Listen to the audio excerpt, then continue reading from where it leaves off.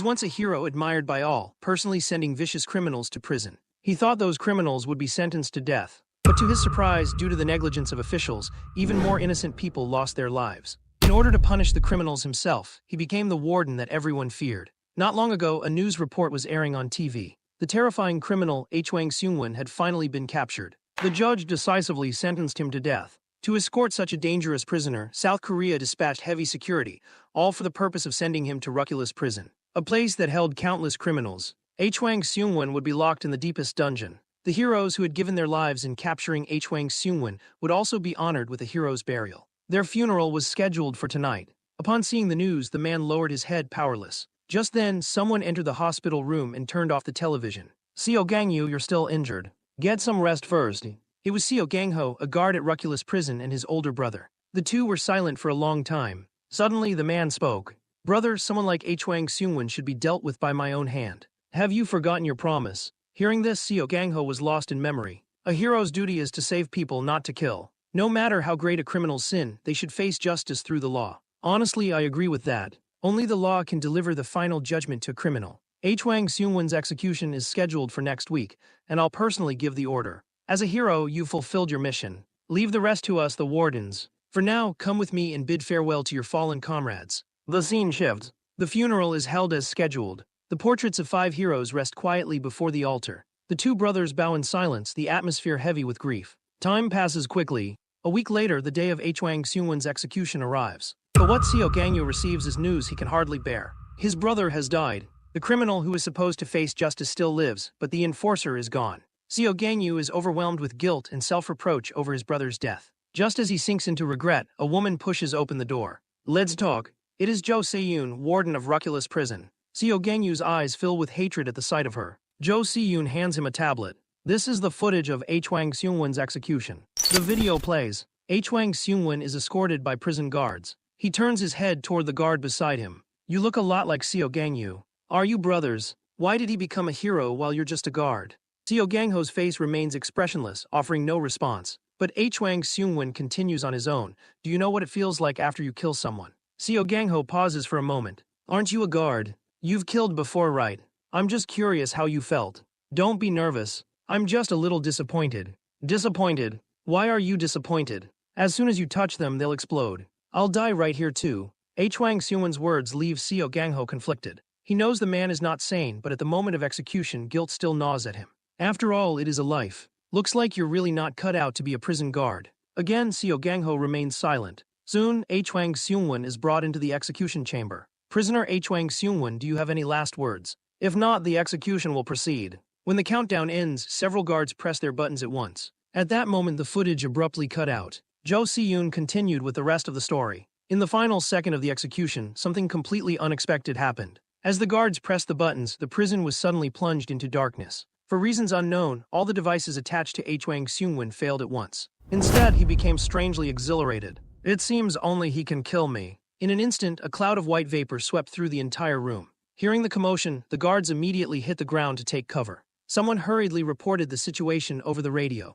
Just then, a hand landed on his shoulder. Hwang Seung-won appeared silently behind him, staring at him with dead, fixated eyes. Before the guard could react, his body began to rot and swell grotesquely. With a sickening crack, flesh and bone were torn apart. Step by step, Hwang Seung-won walked up to Seo Gang-ho. So you're his brother. Seo Gang-ho drew his weapon, trying to fight back. But Hwang Seung-won only lifted his hand, and Seo Gang-ho's arm twisted and snapped like a length of rope. Looks like I was right. Gritting his teeth against the pain, Seo Gang-ho reached for another weapon. You must answer for your crimes before the law, you monster. Hwang Seung-won raised his hand again, and Seo Gang-ho's body vanished in an instant. It seems only Seo Gang-yu can give me the answers I want. At that moment, murderous intent surged from Seo Gang-yu. Now you should understand the truth. A mysterious electromagnetic pulse attack severed all control over the prisoners on every floor. Fortunately, the inmates didn't escape the prison, but many guards ended up trapped among them. Hearing this, Seo Gang-yu's killing intent flared even more. Who was behind the EMP? I've already sent people to investigate, but so far nothing has turned up. I'm sorry to bring this up at a funeral, but right now I truly have no other options. Would you be willing to assist in suppressing the riot at Ruculus prison? That's not a problem, but I have one condition. My comrade once said a hero's duty is to save people, but my brother told me a prison guard can pass judgment on criminals through the law. So from the moment I step into this prison, I am a guard, not a hero anymore. Meanwhile, Seo Gangyu had already arrived at the prison gates. "Greetings, you worthless scum. I'm Seo Gangyu, your new prison guard." The inmates were visibly taken aback by his appearance. "Isn't this guy supposed to be a hero? Why is he here?" But soon, the expressions on the prisoners' faces changed. "To run into you here. This is going to be interesting." Seo Gangyu didn't move as the inmates charged at him, simply clenching his fist with calm, focused power. Then with a single punch, he blasted the nearest prisoner straight through with nothing but the force of his strike. In moments, every inmate who rushed at him was sent flying with a single blow. Everyone present was stunned into silence by his overwhelming strength. Seo Gangyu spoke coldly. "Listen up, all you trash. Orders from above. From level 1 to level 5, I'm taking over. From this moment on, every last criminal will receive the death penalty." His arrogant words infuriated the prisoners, and some even shouted that they would take him down. "How many innocent people have you killed? Now it's your turn to pay in blood. Do you really think you deserve any sympathy?" The inmates paid no heed to Seo Gangyu's words, some even insisting they'd done nothing wrong. A few argued that the number of people they'd hurt could be counted on 2 hands. More voices erupted around Seo Gangyu, some prisoners even demanding to see a lawyer. Amid the crowd, a green-haired inmate suddenly stepped forward. The clamor irritated him endlessly, and it also distracted Seo Gangyu. At that moment, a blue light flickered in the green-haired man's eyes. With a single kick, blue energy surged beneath his feet. He darted through the crowd, hoping to slip away in the chaos, only to find a massive foot blocking his path. A sickening crack sounded as his skull shattered. Seo Gangyu's foot landed squarely on his face. The green-haired prisoner was kicked away like a dead dog, collapsing in a heap. Seo Gangyu's thunderous response left the entire cell block stunned. "Now you have a choice. Do you want to wait quietly for your execution, or end up like the green-haired fool, executed right now by me?" While the prisoners glanced nervously at each other, one man stepped out. "What's there to hesitate about? Of course we choose the second option. If we're going to die anyway, why not take a shot? It's not like we have any other choice, do we?" Seo Gangyu's gaze grew icy. "I'm not here to bargain with you. This is the last mercy you'll get from me. In that case, there's nothing left to say." The man suddenly roared, drawing everyone's attention. "Even if you are a hero among this pack of lunatics, you don't have any real authority. And heroes aren't invincible. I once even helped take down a level 2 hero with a team." His words gave the prisoners something to rally around. So what if he's a hero? He'll die here just like anyone else. Let's enjoy this party. Just as the warden said, you really are trash. The scene shifts. Outside the prison, Jo Si-yoon is explaining Ruculus Prison's layout to Seo Gangyu. Ruculus is extremely dangerous, with all inmates managed according to their threat level. On the first floor above ground, over 300 prisoners, all prolific murderers. In the first basement level, 100 prisoners capable of endangering an entire city. On the second basement level, 30 inmates who could threaten a metropolitan area. The third basement level holds only 10, each a threat to national security. On the fourth basement level, 5 prisoners with the power to destroy a continent. In the fifth and deepest basement, there are only 3. But these 3 possess the power to destroy the world. Hwang Seungwon is one of them. Although the prison is crowded, only a handful are expected to survive, as the inmates themselves are locked in constant, deadly conflict. But the situation on the first floor is unique. There, all the prisoners are united around one man, Hilasan, who possesses a special ability. He can amplify his allies' power with his voice. Seo Gangyu looked down and spoke into his collar's radio. "How sturdy is this prison, really?" The reply came. "No matter how much force you use, the structure won't collapse." "Good. That means I don't have to hold back." On the other side, a man sneered at Seo Gangyu. "Who are you trying to fool? Even among the equals, you are a useless hero. I bet you only caught Hwang Seungwon by sacrificing your teammates, didn't you? Don't worry, though. Soon enough, we'll send you to join them." Just then, Hilasan let out a furious roar. The shout gave every prisoner a surge of power. At Hilasan's command, all the inmates charged at Seo Gangyu at once. Yet Seo Gangyu simply swung his arm through the air, and a cross-shaped slash crackling with thunder tore through the crowd. In a flash, lightning swept away the attackers. When the energy faded, more than half the prisoners were already down. Seo Gangyu gathered his strength again. Stomping hard on the ground with one leg, he sent the remaining prisoners flying skyward in an instant. Outside the walls, it felt like an earthquake had struck. As the inmates began to fall, Seo Gangyu flashed to meet them in midair. His hand transformed into a razor-sharp claw, and he struck from a distance. Mode 1. Red threads sharp as blades pierced through every prisoner, slicing them all cleanly in half. As the bodies hit the ground, the scene was hellish, like a battlefield of demons. Seo Gangyu's face betrayed not a hint of emotion. He simply spoke into the radio, his voice flat. "First floor, all prisoners, execution complete." When Seo Gangyu finished dealing with the criminals before him, the ground behind him was littered with corpses. He couldn't even remember how many he had taken down. Was it dozens or hundreds? As he ventured deeper into the prison, he found 2 men who had somehow survived. Seo Gangyu's eyes were as cold and sharp as blades. You have two choices, go back and wait for judgment or die right now. The burly man, already sentenced to death, didn't care about the warning. Without hesitation, he lunged at Xiao Gangyu. But Xiao Gangyu's speed was beyond human comprehension. The brute was sent flying in an instant, crashing to the ground. The other prisoner was left stunned, gaping in terror. Desperately, the man threw up his hands in surrender, agreeing to put on restraints and await execution. He slowly raised his arms, waiting to be cuffed. But just then, a pulse of violet energy flashed from his palm, shooting out like an energy blast toward Xiao Gangyu. The man thought he'd succeeded, but Xiao Gangyu emerged unscathed. In that moment, he remembered someone's words. People without strength are truly pitiable. There's nothing more satisfying than crushing someone with your own hands. The weak can only hide and sneak attacks from afar. The next second, a heavy fist appeared right before the man's face. There was a sickening crack as his skull shattered, the sound echoing through the cell. With a single punch, Xiao Gangyu obliterated the prisoner's head as easily as cracking an egg. After clearing out the worthless trash, Xiao Gangyu pressed on. Soon he arrived at a solitary cell. It's been 3 years. You finally came. Long time no see, hero. Xiao Gangyu. Inside the cell was the solitary prisoner of the first floor. Chuck Fielder, a madman known for cannibalizing his own kind. Do you remember me? I thought you'd have changed jobs by now. God the crap. Jews. You know what I mean. Chuck Fielder sneered. If your friends could see us meeting like this, what would their faces look like? The scene cuts to the day Chuck Fielder was captured. Xiao Gangyu had witnessed a rage-inducing scene from the shadows. A shrill voice followed. Not bad, ho. Don't you just want to kill me right now? Hearing this, Xiao Gangyu's fists clenched, but just as he was about to act, a gentle voice stopped him. Xiao Gangyu, control your anger. Don't let him get to you. Seeing this, Chuck Fielder flashed a smug, villainous smile. Xiao Gangyu didn't respond, only glared at him coldly. Now the power of lightning crackled in his hand. If you don't answer, I'll take it as a choice for death. Do you know why I killed them? Xiao Gangyu had no interest in Chuck Fielder's words. As soon as the question left his lips, he vanished from sight. Chuck Fielder was already dead, his body in pieces. But Chuck Fielder's voice still echoed in the air. Because I just wanted them to remember me. That's why I chose to finish them off myself. No one else would ever matter so much in their lives. But when terror swallowed them, I knew they'd never forget me. In their final moments, they would remember me forever. If you don't believe me, I can show you the memory of each and every one of them.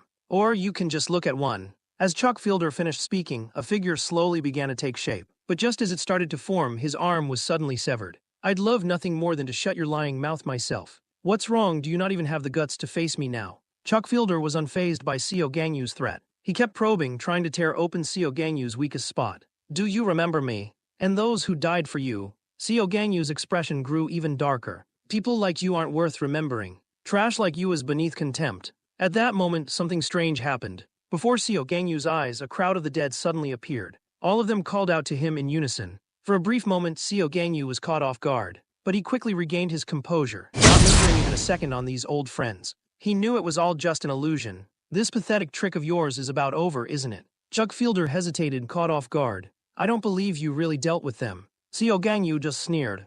A flash of steel.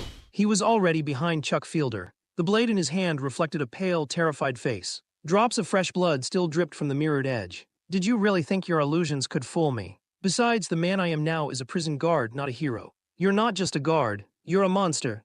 Just like Hwang Seungwon. At these words, something unreadable flickered across Xiao Gangyu's face. Meanwhile, Hwang Seungwon sat idly in a corner, bored. The girl locked up with him bore fresh wounds. Xiao Gangyu, when are you coming down to find me? Or do you want me to come looking for you instead? Outside Rucula's prison, 3 people watched in secret. Shinkanam, when will you make your move? But the girl said he's already out. My dearest husband, Xiao Gangyu. Her words left the other 2 utterly puzzled. Aren't you already married to Hwang Seungwon? Did you launch the EMP just to save him? Xiao Gangyu seems so ordinary. Why do you think he's special? A look of anticipation blossomed on the woman's face. No, you misunderstood. He's never shown his true strength. The 2 told her she had to choose. Polygamy was illegal here. Hearing this, she actually looked a little troubled, but what she really cared about was who would survive this struggle. Only the last one standing could be her destined one. The scene shift. A female guard is praising Xiao Gangyu. I can't believe you cleared an entire floor so quickly. If you're planning to go any deeper, I'd suggest you rest first. The farther down you go, the stronger your enemies become. But Xiao Gangyu refused her offer. Open the door. Take me down now. The guard hesitated for a moment. All right, I understand. But before we go, I have a request. There are still guards below sending out distress signals. How many? Communications are down below the first floor. I'm not sure of the exact number, but I'm certain there are survivors, because the signal from the 5th basement is still working. Meanwhile, in front of a surveillance screen on one of the lower floors, a guard was frantically calling for help. Hwang Seungwon appeared behind him without a sound. He raised his hand again, and the guard's body began to rot away just like the others, dying instantly. Hwang Seungwon played with the lives in this prison like a madman, just to let those above witness their fate. Back upstairs, Seo Gangyu agreed to the female guard's request. Together, they quickly reached the door to the next level. I'm warning you again. The prisoners below are on a different level than those above. Be careful. The heavy door slid open, and a wave of danger rushed out to meet them. A group of inmates hurled their makeshift weapons at Seo Gangyu, and in an instant, attacks rained down from every direction. The female guard's heart clenched in worry for him. Suddenly, a clawed man appeared. You're worried about someone else. You should be worrying about yourself. He seized the female guard by the throat and hoisted her into the air. Every time I see you acting so high and mighty, I want to tear you apart. That other guard was your boss, right? Kid, I've got this woman. Get on your knees and beg. But when he glanced back at Seo Gangyu, he saw nothing but a field of corpses and rivers of blood. The sight left him frozen in shock. In that split second, Seo Gangyu appeared overhead. A merciless punch crashed down on the man's face. As Seo Gangyu landed, even the ground shuddered. Don't follow me anymore. Get back upstairs. The danger here isn't something you can handle. Intimidated by Seo Gangyu's aura, the female guard stammered out her agreement. Before I go, there's one thing I have to tell you. Tomoki's been captured. She's on the first basement level. Seo Gangyu gave no reply, simply heading down alone. The scene shifted to the solitary cells on the first basement level. A group of prisoners was still discussing the earlier tremors. A woman, her expression sly, interrupted their conversation. She was Seo Gangyu's former teammate from his days as a hero. Tomoki, do you really think he'll succeed? Idiot. Of course not. I tried to stop him, but he just wouldn't listen. You know why villains always lose. Because they lack intelligence. A burly man stalked over, glowering at Tomoki. You want me to take care of you right now? Tomoki only sneered. You've only ever fought ordinary people. Have you ever faced a superhuman? Or have you actually gone toe-to-toe with one? You think you can take me down? The man immediately bristled with murderous intent. I don't mind. Let's see how I do against a superhuman right now. No sooner had he finished speaking than a fresh wound split open on his body. Tomoki's right hand had transformed into a claw, her gaze looking down on him as if he were an ant. Pathetic. All you do is bark. Tomoki's powers left every prisoner in the room stunned. But she carried on unhurried, telling her story. When I was a hero, I caught a lot of criminals. That's how I learned to handle superhumans. And with those skills, I've taken down my share of heroes too. If you're willing to submit to me, I can teach you how to hunt superhumans. More importantly, I know everything about Seo Gangyu. To win over the other inmates, Tomoki revealed information known only within the circle of heroes. She even possessed detailed dossiers on many heroes. But the men didn't fully trust Tomoki. After all, their enemy was equality, a team composed entirely of first-class heroes. And Tomoki herself had only been a third-class hero. How could she possibly understand opponents of that caliber? Tomoki knew these criminals only cared about immediate benefits, so she began recounting the origins of the equality team. Initially, equality was just a ragtag group. Everything changed when Ryasa became their leader and completely reformed the hero system. First, they redefined what it meant to be a hero, forbidding heroes from dispensing justice as they pleased. Second, they instituted joint training among heroes. Finally, they abolished the hero ranking system entirely. Seo Gangyu joined equality after the classification was abolished. But after joining, he didn't achieve anything remarkable. Some even whispered that Seo Gangyu was simply Ryasa's lover. Hearing this, the men started to believe Tomoki's story. But still, they remained wary of Seo Gangyu. After all, anyone who could wipe out so many criminals in such a short time was at least on the level of a second-class hero. No one present could match that kind of power. But Tomoki said, Seo Gangyu only took care of a bunch of thugs. With your talents, handling him shouldn't be a problem. Yet after hearing this, all the criminals frowned. Anyone locked up here had at least 1,000 lives on their hands. The boss of this place alone had killed 6,000. There's no need to be nervous. You don't really have any other choice. Seo Gangyu's ability isn't weak, but he's not unstoppable. And I know his weakness. He'll be here soon, so you'd better make up your minds. Before long, all the inmates raised their hands, agreeing to join forces against Seo Gangyu. So what's your plan? To ensure her plan went smoothly, Tomoki gave a brief explanation of the source of superpowers. A few centuries ago, superhuman abilities began appearing among humans. Scholars divided them into three main types. First, the physical type, which enhances or changes the body. Second, the creation type, which manifests things from nothing. Third, the special type, for abilities outside the first two categories. At that moment, Seo Gangyu had already stepped into their trap. A flash of blue light in two prisoners' eyes revealed they were relaying Seo Gangyu's position via brainwaves. This was the man's physical ability, neural communication, allowing them to share visual information. Tomoki smiled as she saw Seo Gangyu approach. After all, Seo Gangyu's abilities, like her own, belonged to the physical type. She knew all too well the weaknesses of that category. Just as Seo Gangyu made his intentions clear, a sudden flash streaked across the distance, followed by a deafening explosion right beside him. Now Tomoki's plan was laid bare. Use the heavy door as a shield and keep it between them. Criminals with special abilities launched another round of attacks. Soon even more inmates hiding in the shadows revealed themselves, each unleashing their powers. As you said, he's just standing there taking the hits. But the man knew deep down that Seo Gangyu wasn't dodging because none of these attacks were worth wasting his energy on. And that was exactly what Tomoki wanted. Suddenly, countless straps whipped through the air and bound Seo Gangyu tightly. His limbs were restrained by devices that suppressed superpowers. Seo Gangyu glanced down at the restraints, his face unreadable. Seeing him trapped, the criminals broke into raucous cheers, hands raised in triumph. But just seconds later, the laughter died. With the slightest flex, Seo Gangyu shattered every restraint. Everyone present, Tomoki included, had made the same mistake. They'd underestimated Seo Gangyu's true power. His strength had already surpassed even the highest rank of hero. Hidden behind the cell door, Tomoki and her companion were left speechless by Seo Gangyu's display. Tomoki quickly directed the remaining prisoners to activate the second phase of the plan.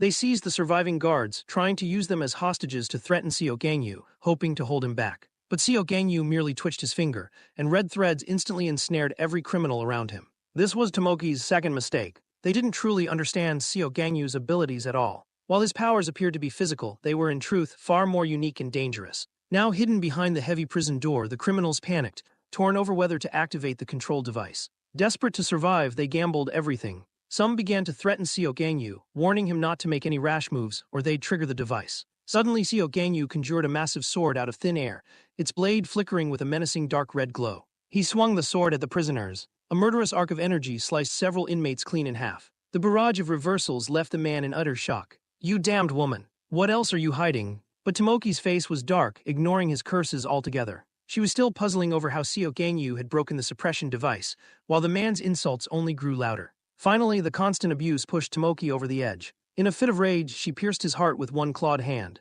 "Who do you think you are, yelling at me like that? Did you really think trash like you was on my level?" Yet fear still gnawed at her. Why did Seo Gangyu have this power but never reveal it on the battlefield? As she grumbled, a strange squirming sound reached her ears. The guard she'd been using as a seat was actually trying to escape. The sight only made Tomoki angrier, and as she raised her claws to strike, they were suddenly severed by an invisible force. Seo Gangyu approached her step by step. "Hero Tomoki, or rather, criminal Tomoki. Any last words?" Tomoki tried once more to attack with words. "So are you the only member of equality left alive?" Seo Gangyu didn't hide anything and spoke the truth directly. Tomoki suddenly burst out laughing, her laughter laced with regret and frustration. "I told her not to play the hero. What a stubborn sister. You're one of equality, but you've killed with your own hands. Do the other heroes know what you've done? You should understand how much Rayasa sacrificed to reform the hero system. But because of you, everything's back to square one. Don't you think you owe something to Rayasa, who gave her life?" The scene shifts and Tomoki's past comes into focus. After becoming a hero, she finally saw the building she'd always dreamed of. But in that moment, she sensed something was off. Heroes, as humanity's guardians, couldn't be simply defined as good just because they punished criminals. Some heroes, in order to complete their missions, would even kill captured civilians. Because when carrying out a mission, even if civilians died, these crimes were never made public. After all, the image of heroes was not to be tarnished. Tomoki chose to become a hero mainly for her younger sister, Tommy. Tommy had no powers and always relied on her big sister. To protect her, Tomoki set out on the hero's path. But the more Tomoki was praised by the world, the more twisted she became inside. As a hero, she did not feel pride. Instead, a sense of superiority took root. During one mission, Tomoki accidentally killed a criminal. It was the first time she'd ended a life with her own hands. That accident set her on a path of no return. She started to lose her grip on sanity. In that moment, she experienced a thrill like never before, as if she'd finally found her true self. From then on, Tomoki's killings never stopped. Civilians, criminals, even fellow heroes all became her prey. Her endless slaughter brought her a twisted joy, eliminating heroes weaker than herself. That thrill made her forget her original dreams completely. One night, Tomoki left home for no reason. Her strange behavior aroused Tommy's suspicion, so Tommy secretly followed her. That was how she accidentally witnessed a devastating scene. She saw her sister in the act of murder with her own eyes. Tomoki sensed Tommy's presence behind her, but by then, Tomoki was already lost to madness. She even asked her sister if she wanted to join her. The sight shattered Tommy to the core. Just as Tomoki was about to act again, a chain suddenly wrapped around her arm. Under Tomoki's threat, Tommy finally awakened her own superpower. From that moment, Tomoki became a criminal and Tommy became a hero. At the same time, Tomoki asked Seo Gangyu if Tommy suffered when she died. Seo Gangyu answered honestly, "Tommy was killed by Hwang Seungwon. But before she died, she begged me to save her sister. She sacrificed herself. For you." Tomoki fell silent for a moment. Maybe I shouldn't have asked. Just then, blue light enveloped Tomoki's body. As the light faded, she transformed into another form. In a flash, she vanished from sight. The next moment, Tomoki's blade had pierced Seo Gangyu's body. But the feeling she expected never came. At some point, Seo Gangyu had disappeared from before her eyes. Suddenly, an overwhelming pressure appeared behind her. Tomoki turned, and Seo Gangyu's heavy kick crashed down. The force sent debris flying through the cell. As the dust cleared, Tomoki attacked again. But Seo Gangyu was ready, his fist slamming into Tomoki's abdomen. Blood gushed from her mouth, and she reverted to her original form. Even if you're a criminal, I don't want to kill the family of a friend. Those words gave Tomoki a fleeting hope for survival. Please let me go. You're a hero, you can't break your promise. You once swore to Ryasa, didn't you? Seo Gangyu only stared at her coldly. My role now is prison guard, not hero. Begging for your life. Does it feel familiar? The people you killed, they begged you like this too, right before they died. And how did you treat them? You know better than I do. With a thunderous crash, the entire prison shook. The noise terrified everyone, except Hwang Seungwon. If anything, it only excited him more, to the point where he wanted to break out of his cell and hunt for Seo Gangyu. Just as he was about to act, a strange force knocked him back. It only sparked a new sense of amusement in Hwang Seungwon. At that moment, an ancient voice echoed out. Child, are you bored? Do you want Grandpa to play with you for a while? The speaker was Kingston, inmate 1, held in the 5th and deepest level of the prison. Seeing Hwang Seungwon and Kingston about to clash, the supervising guards were terrified. But the female guard's lips curled into an excited smile. When two beasts go at it, someone's bound to bleed. Still, she secretly hoped Kingston would win. Compared to Hwang Seungwon, he was far easier to control. Yet what intrigued her more was why that woman would choose to stay with Hwang Seungwon. Kingston spoke first, asking if Hwang Seungwon wanted to spar for a bit. But Hwang Seungwon replied that he wasn't interested. A wave of oppressive power radiated from Kingston, but his tone remained gentle. But Grandpa would really like to play with you. The scene shifts and Kingston's past emerges. He was the first criminal ever captured by Ruculus, and remains the prison's eldest inmate. Unlike the others, his hands were not stained with countless crimes. In his whole life, he had only ended 3. The first was the strongest criminal of the time, Caracas. The second and third, the greatest heroes. Clark and Hilo. No one knows where he came from. He simply wanted to prove his strength, and defeated the 3 greatest beings of his era. In the end, convinced of his own invincibility, he turned himself in to the government. Though his threat level was the highest, he'd only killed 3 people and surrendered willingly. Coupled with a period of tension between the government and the Hero Association, he'd ended up spending 30 years on death row, his sentence never carried out. Now Kingston looked every bit the kindly old grandfather. I won't kill you. I don't want to leave a bad impression by stepping on young seedlings. Hwang Seungwon didn't respond, only slowly raised his hand. Instantly, all the corpses in the cell began to levitate, and in the next heartbeat, with a thunderous pop, every corpse was compressed into a red sphere of blood. As you wish. Let's make this fun. The words had barely left his lips before every blood sphere shot toward Kingston. The old man didn't dodge, simply stood his ground. As the blood orbs closed in, Kingston raised his hand. His movements slow as if in a dream. Each block left a lingering afterimage. His punches flowed seamlessly, sending every blood sphere flying. Where they smashed against the walls, they exploded, and a rain of blood drenched the room. I thought you were using telekinesis, but now I'm not so sure. You have other tricks, don't you? Hwang Seungwon replied, utterly bored. Killing a half-dead old man isn't any fun. You're an arrogant brat. I've seen far too many like you in my life. At those words, Kingston suddenly stomped. The floor beneath him cracked wide open. You people. Frogs at the bottom of a well, everyone convinced you're the strongest. The force of the blow shook the whole prison. The male guards were terrified, fearing a collapse. But the female guard remained calm. Don't worry. Not even a first-class hero could break through here. These walls are 20 layers thick. Kingston fixed his gaze on Hwang Seungwon. Let me correct that attitude of yours. In the blink of an eye, he was right in front of Hwang Seungwon. A deafening crash followed, unleashing a cloud of white smoke. The shockwave was so intense it seemed to change the very color of the sky. As the smoke cleared, it revealed a massive hole torn through the supposedly unbreakable prison wall. And yet Hwang Seungwon stood there, completely unharmed. The guards watching the monitors were stunned. A breach in the wall meant the deepest prisoners could escape at any moment. For the first time, a wild grin spread across Hwang Seungwon's face. Should we follow him and see what happens? Just as Hwang Seungwon hesitated, a voice cut through his thoughts. You want to tag along with that old man? Isn't it more interesting to have a chat with me? Hwang Seungwon frowned. I don't think we've met. Talk to me for a while and you'll understand exactly who I am. The sudden turn of events made the guards even more anxious. Why is he here? But before we get to that, the voyeurs hiding in the shadows. Stop eavesdropping. Meanwhile, Seo Gangyu had arrived at the door to the next floor, reporting on his radio. First basement level cleared. Please open the next door. But only a burst of static answered him. He couldn't tell what was happening. After waiting a long time with no response, Seo Gangyu decided to force the door open with his bare hands. The moment he stepped into the second basement, a heavy smell of blood hit him, but the area was eerily spotless, not a single corpse in sight. Suddenly, a distant cry for help echoed through the space. Two twisted, monstrous creatures were chasing a female guard. The moment she spotted Seo Gangyu, she shouted a name that shocked him. Gangho. But the monsters behind her didn't give them time to talk. In the next instant, those snarling beasts vanished into thin air. Are you all right? The female guard threw herself into Seo Gangyu's arms, sobbing. Weren't you supposed to be on the 5th floor? How did you end up here?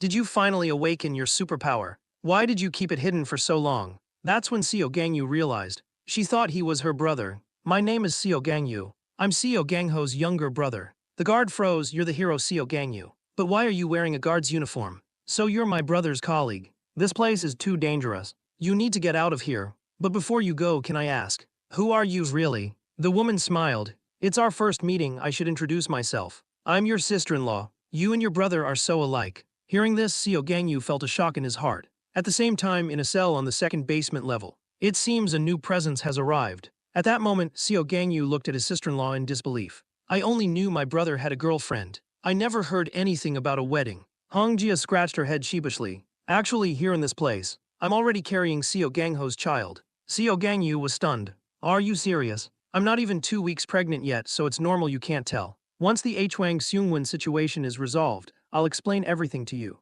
But why are you wearing a prison guard's uniform? Are you here to put down the riot? I was appointed as a special guard. Right now, I'm serving as the executioner in Ruculus. Shock spread across Hong Jia's face. Why would you take on the job of executioner? I guess there's still a lot you don't know. Seo Gangyu proceeded to tell Hong Jia everything that had happened. After learning the truth, Hong Jia anxiously asked about Seo Gangho's safety. Seo Gangyu didn't answer, but looking at his expression, Hong Jia understood everything. Whether out of his own obsession or for his sister-in-law's sake, Seo Gangyu mentioned that someone on the 5th underground floor had sent a distress signal. He tried to persuade Hong Jia to go upstairs, citing the danger. But Hong Jia refused. If you want to keep going down, you'll need my ability. I can read the memories of objects I touch, which means I can tell who's truly a criminal. And how does that help us? On the second basement level, there are two sisters, Meal and Male. They have a summoning ability and can call forth special creatures. Once those creatures pierce someone's heart, the victim becomes a puppet. Right now, all the criminals on this floor are under their control.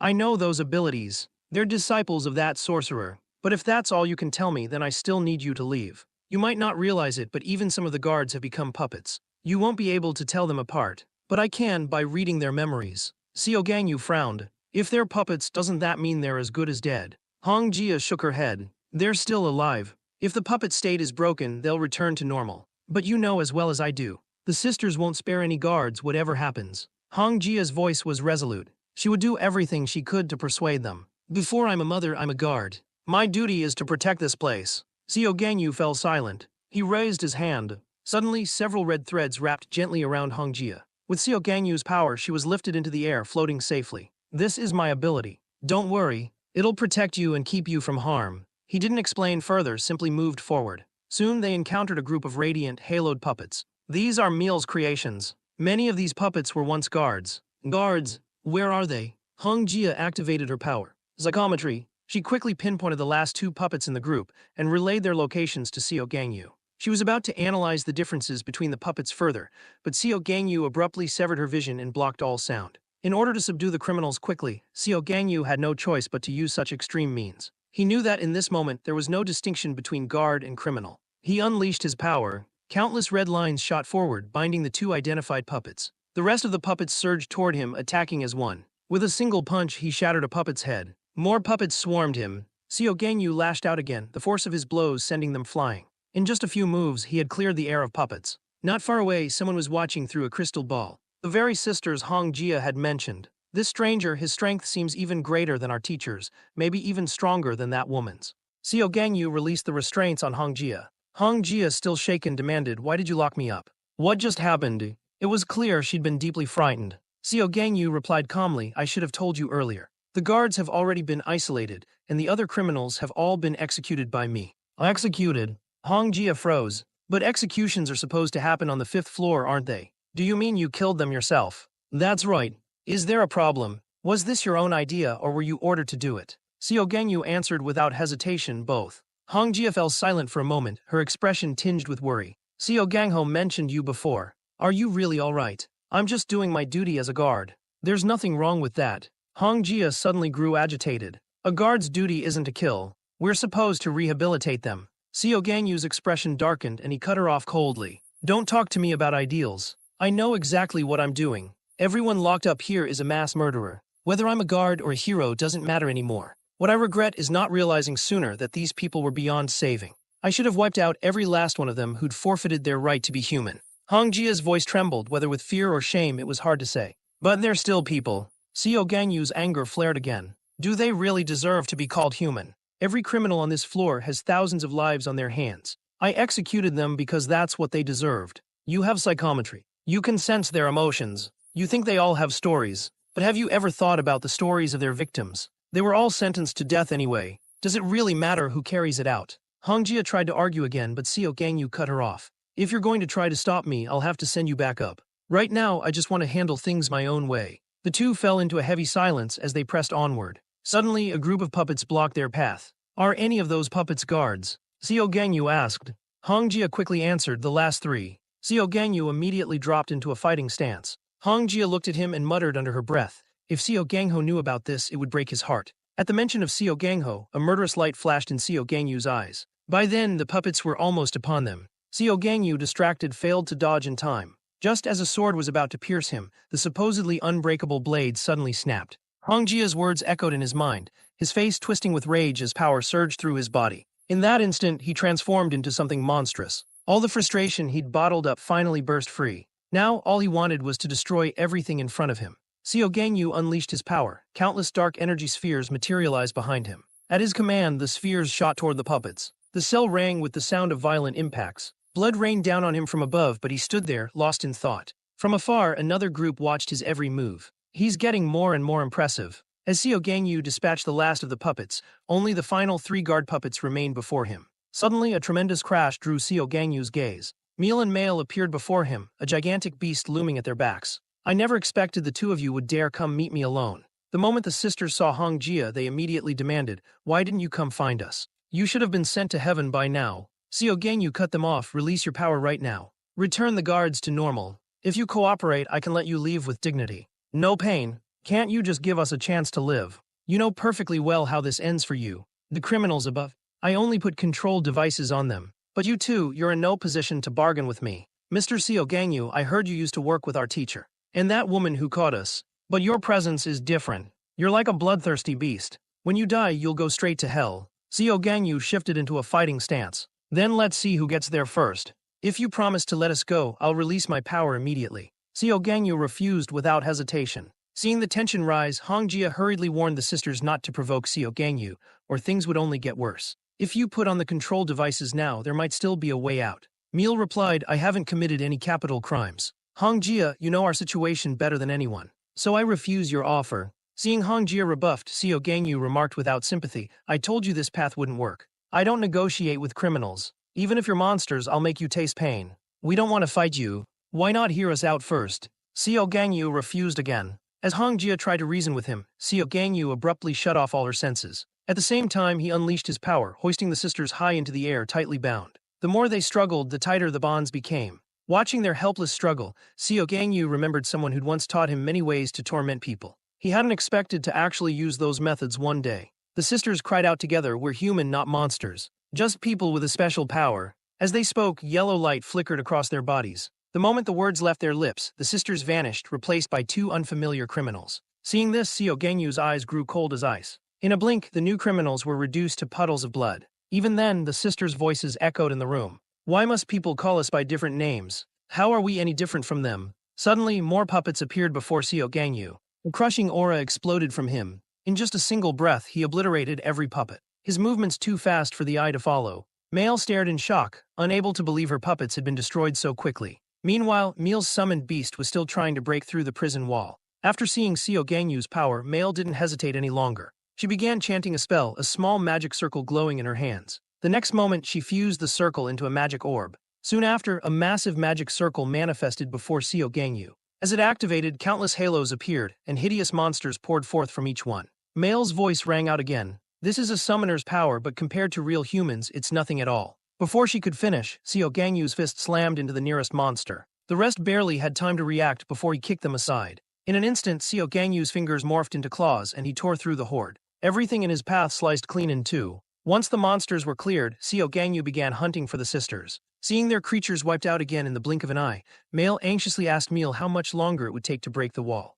Meal replied 10 more minutes. Hearing that, Male bit her finger, preparing a forbidden summoning to buy time. But just as she began casting, a sudden commotion erupted. A massive hole split open in the ceiling, raining dust and debris. As the smoke cleared, Xiao Gangyu appeared before them. Looks like your game is over. Now release your power immediately, or I'll show you what it means to beg for death. After dispatching the monsters, Xiao Gangyu strode over to the sisters. Yet their eyes weren't on him. They stared dazed at the hole he'd blasted through the ceiling. How strong is he really? Seeing their shock, Xiao Gangyu's expression grew murderous as he threatened, release your power. No.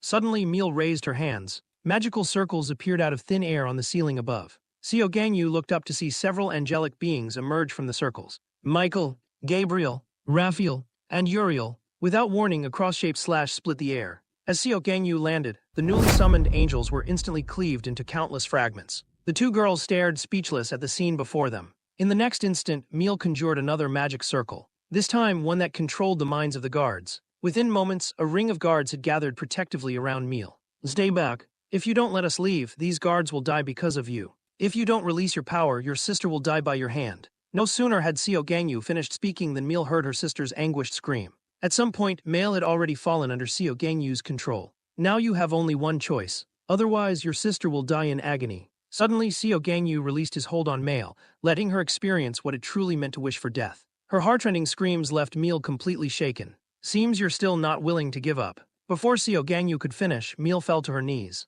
I'll release my power. Just let me say a few words to Hongjia. My patience is limited. Break the spell. Don't make me ask again. The scene shifted, the sisters faced each other, undoing their magic. Quickly, the guards under their control regained consciousness. Disoriented, the freed guards and prisoners were left bewildered, unsure why they were even there. As soon as the prisoners returned to themselves, Xiao Gangyu executed every last one of them. His killing intent left the sisters stunned, and the rescued guards full of questions. They started forward wanting to ask what had happened, but Xiao Gangyu waved them off, warning, there's danger here. Get out. Mr. Xiao Gangyu, we've lifted our power. Now it's your turn to keep your promise. Good. You made the right choice. I'll let you see Miss Hongjia, but not here. This place isn't safe for a pregnant woman. A moment later, Xiao Gangyu released his hold on Hongjia. She anxiously asked what had happened. Mission complete. All the guards under mind control are safe. But these sisters in front of you, before they die, they want to talk. Hongjia wanted to plead for mercy, but Xiao Gangyu's tone brooked no argument. Don't make me repeat myself. You should know. Anyone locked up on the second basement floor has murdered countless innocents. I'll carry out these executions myself. Even now, the sisters weren't ready to give up. They tried to appeal to Hongjia's sympathy, desperate for a chance to live. Officer Hongjia, did we really do anything unforgivable? I swear we never crossed that line. Xiao Gangyu, seeing Hongjia hesitate, reminded her coldly, don't forget who you are. Male, you are sentenced to death. Saying the word seemed to drain all of Hongjia's strength. If you have nothing else to say, I'll proceed with the sentence. Seeing Xiao Gangyu's resolve, the sisters could only beg for mercy. Their desperate pleas echoed as Xiao Gangyu clenched his fist. Just then, a thunderous crash rang out. When the smoke cleared, Xiao Gangyu froze. A tall figure had appeared out of nowhere, stepping between him and the sisters. It was their teacher, an old acquaintance of Xiao Gangyu's as well. Xiao Gangyu couldn't help but wonder why the man had come. It's been a long time, Mr. Xiao Gangyu. Has something happened here? The one who raised the barrier was none other than Meigo, a member of the equality team. Meigo's sudden appearance left Xiao Gangyu puzzled. Was this some kind of ability of theirs? But he quickly dismissed the idea. There was no way a criminal from the second sublevel could conjure a magical defense of this level. If I'm not mistaken, Meigo himself has used this ability before. But why would he want to protect these sisters, even going so far as to shield them personally? Even if this barrier came from Meigo, it didn't change the inevitable. These sisters had to be executed today. As soon as Xiao Gangyu finished gathering his strength, he slammed his fist against the barrier. With a single blow, cracks webbed across the shield. But matters didn't end as he'd expected. Behind Meigo, even more magic circles blossomed into existence. The barrier Xiao Gangyu had just shattered was only the outermost layer. Seeing this, veins bulged on Xiao Gangyu's forehead in frustration. Just how many layers of magic have you stacked, old man? Yet what concerned Xiao Gangyu more was Meigo's true intention. He attacked again and again, each strike shattering a layer of the barrier like breaking glass. But when he finally broke through the last of them, a sense of unease gnawed at his heart. No matter how he tried to brush it off, Seo Gangyu couldn't shake the feeling. In that moment, memories flooded his mind. Back then, all the members of Equality were still alive. They watched Mago with warm smiles, while a group of children gathered around him. Isn't the old man tired yet? As they joked, Mago called out, "Don't just stand up there, come down and play with us." Soon, everyone was playing with the children. Only Seo Gangyu sat alone under a tree, lost in thought. At some point, Mago strolled over and sat beside him. "Don't you like kids?" "It's not that. I just don't know how to be around them." "You could try doing the things your parents did with you when you were little." The words struck a nerve. "My parents died when I was just a baby. My brother raised me on his own." Mago's face filled with regret and he quickly apologized. "In that case, why don't you try with me? Let yourself be a child again just for a while." Seo Gangyu looked at him in confusion. Mago burst out laughing. "I never thought I'd see you make that face. But I'm not joking. You carry so much on your shoulders. If you ever run into something you can't work out, tell me. Maybe I can help you find the answer." The scene flickered to a moment of life and death. By then, Hwang Seungwon had slaughtered all the members of Equality. Seo Gangyu arrived too late and stood frozen in shock at the sight before him. The playful team he'd known was gone, replaced by cold, lifeless bodies. A surge of murderous rage consumed him. Just then, a faint voice reached his ears. "It's all right, Seo Gangyu. It's all right. Everything will pass in time." Back in the present, Seo Gangyu had shattered Mago's barrier down to its final layer. Meal thought he would destroy it completely, but Seo Gangyu suddenly stopped his assault. Looking at the gentle old man before him, he relented. He wanted to leave Mago his last bit of protection. Abruptly, Seo Gangyu released Hongjia. "Can you read memories embedded in abilities?" Hongjia was surprised but nodded. Seo Gangyu pointed up at Mago. "Please help me read his memories. I want to know what this old man was thinking when he did all this." Moments later, 3 figurines appeared in Hongjia's hands. The memories stored within Mago's power. Seo Gangyu frowned at her method, but Hongjia found it adorable. "Why do the memories of these prisoners show up too?" "That's because the ability was cast on them." "In that case, go ahead and start reading. But let me be clear. No matter what these criminals have been through, I'll still carry out the execution." As Hongjia activated her power, Meal and Mail's memories began to surface. An auctioneer's gavel rang out. "Now we begin the auction of some very special items." A crowd of imprisoned people was paraded before the bidders. These people had become the playthings of the wealthy. In the prison's deepest darkness, Meal and Mail were locked away. They were only 6 years old then. Meal and Mail's childhood was spent inside such a cage. Their father had sold them into the underground auction house. The buyers here all had their own twisted desires, and their greatest preference was for slaves with special abilities. The sisters happened to be summoners, but their particular power was not in high demand. Just as the auction house was about to dispose of them, someone bid a high price and bought them. The buyer stared at the sisters in delight. "Are these the ones who can summon angels and demons?" Someone else asked curiously why he'd bother to purchase such unpopular children. "I want to see what happens when an angel and a demon breed." The sisters looked blank, clearly not understanding. "You're still young, you probably don't get it yet, but soon you will. This is a great invention." At that moment, a strange noise echoed above their heads. The next instant, a massive magical meteor appeared in the ceiling. A surge of overwhelming energy engulfed the whole building. With a deafening crash, the meteor struck, sending up clouds of white smoke. When the smoke cleared, a deep crater had opened in the floor. Fortunately, a barrier shielded them from the meteor's impact, though both were badly shaken. Mail and Meal too were saved by that barrier. Then laughter drifted down from above, drawing their attention. In the sky, Mago looked down at them with a gentle smile. The woman beside him was his student Lippis. Lippis seemed a bit disgruntled. "That counts as teaching. I didn't even see the magic circle." Mago only smiled and said that with effort, anything was possible. Soon they got down to business. Lippis used her magic to rescue all the auctioned and imprisoned people. Just as the two were about to leave, the sisters suddenly called out, "Can you take us with you?" "Sir, you must be a summoner, and so are we." Before Mago could answer, Lippis had already refused, saying Mago only took one disciple. Mago smiled and invited the sisters to show their abilities. Immediately, the girls unleashed their summoning magic. This took Mago by surprise, since at their age, children could usually only summon toys or small animals. Their talent intrigued him deeply. "Come, little ones. Let me teach you how to use magic." 3 years passed. In that time, Mago taught them to use their summoning powers correctly. Meal summoned angels, representing their mother's love. Mail summoned demons, her heart filled with hatred from her father's influence. Remember, imagination is the key to summoning. If you look at the world with wider eyes, you'll be able to summon much more. Mago was actually most curious about their future path. He never expected the sisters to answer in a way that shocked him. They were fascinated by heaven and hell. On her deathbed, their mother had told them, "Good people go to heaven, bad people go to hell." Those words became the pillar that kept them going. They wanted to restore order to the world, to create a true heaven and hell. After hearing this, Mago smiled and patted their heads. "I believe you can do it because you are kinder than anyone." Time passed until peace was suddenly broken.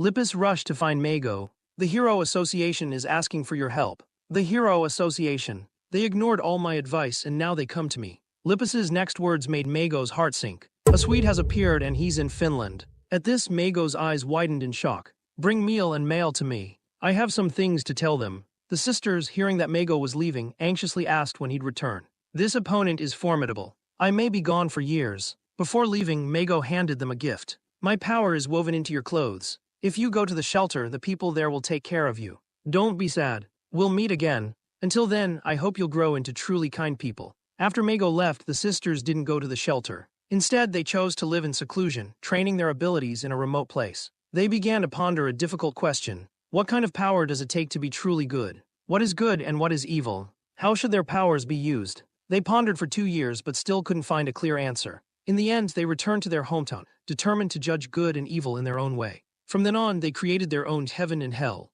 To satisfy their own desires, the sisters began monitoring everyone in the village. They even classified each villager with meticulous care. Those who met their standards were sent to the Heaven District, while those who didn't were dispatched to the Hell District. At the same time, they imposed rules on the villagers that their mother had once forced upon them as children, like not speaking during meals or never raising their voices. Intent on building a utopia, they instead turned the village into a living purgatory. The danger of ideals lies in their deceptive simplicity. The scene shifted. In pursuit of her ideals, Meal began a series of extreme measures. She relentlessly brainwashed the villagers. She showed no reaction to their fearful faces, even going so far as to execute many of them. All of this just so they might enter paradise, where they could dream forever undisturbed. As time passed, every person in the village became one of the sisters' puppets. Soon, the Hero Association learned of their deeds. The president called an emergency meeting to find a way to deal with the sisters. It wasn't long before he distributed their files to the assembled heroes. But the heroes showed little interest in a B1 level case. After all, only B2 level missions counted toward promotion. Even so, one hero was curious. Why had such a major crime occurred in an obscure little village? To answer their questions, the president explained the sisters' background in detail and specifically warned everyone. They were Mago's disciples. At the mention of Mago, the room fell silent and a quiet argument broke out. No one wanted to touch this mess. At that moment, a young woman interrupted the bickering. Sitting across the table, she slowly raised her hand. I think I'll take this mission. The scene shifted to the outskirts of the village. Kyusu had already arrived at the gate on her motorcycle. The sight that greeted her left her stunned. Countless puppet-like halos floated above the village. No sooner had she set foot in the village than the sisters saw her through their crystal ball. But Kyusu remained oblivious, her curiosity boundless, even pausing to take selfies with the puppets. Is this a special type of ability? All it does is make people sleep.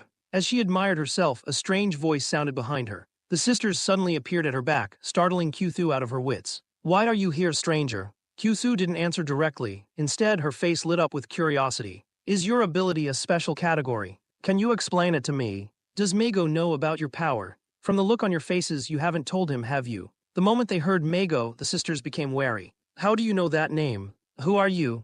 I'm your senior. I used to be Mago's disciple, though later he cast me out. He was always fascinated by anything sharp. He once told me if you want to master attack magic, you have to master defense magic first. But I never liked defense magic, so I ignored him. After that, he gradually lost interest in me. I couldn't bring myself to obey him. He was just too strict.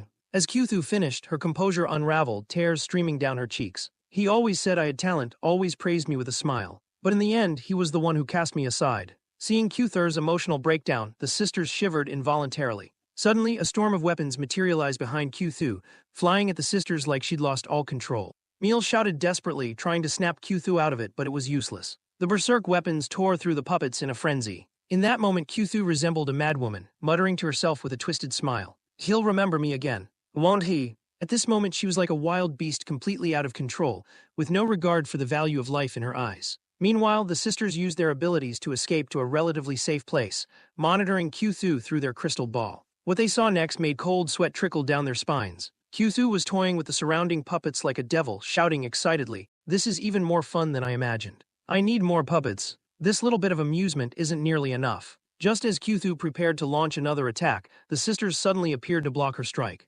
Seeing them, a gleam of excitement flashed in Kyuthur's eyes. Your defensive magic is impressive. Your fundamentals are solid. Before she finished speaking, a puppet appeared behind her. But such a trick was nothing for Kyuthu. It took her barely a second to destroy it. Your defense is good, but you've neglected your attack magic. You demon. One day you'll go to hell. Kyuthu just shrugged, unconcerned. I've always wanted to show my power in front of a crowd, but never had the chance. Even as a hero, using this ability would make me a wanted criminal. Thank you for making my wish come true. With those words, Kyuthu suddenly raised both hands, ready to unleash the power she'd longed to display. Though her strength was nearly depleted, her movements didn't hesitate for a moment. With a furious roar, a massive blade appeared out of thin air. At that moment, blood streamed from Kyuthu's eyes, ears, nose, and mouth, but she still smiled, admiring her masterpiece. In this incident, she killed countless people, and through this ordeal, her imagination grew by leaps and bounds. She'd never been able to summon such a colossal weapon before. Everything she'd achieved now she owed to the sisters. Now the game was nearly at its end.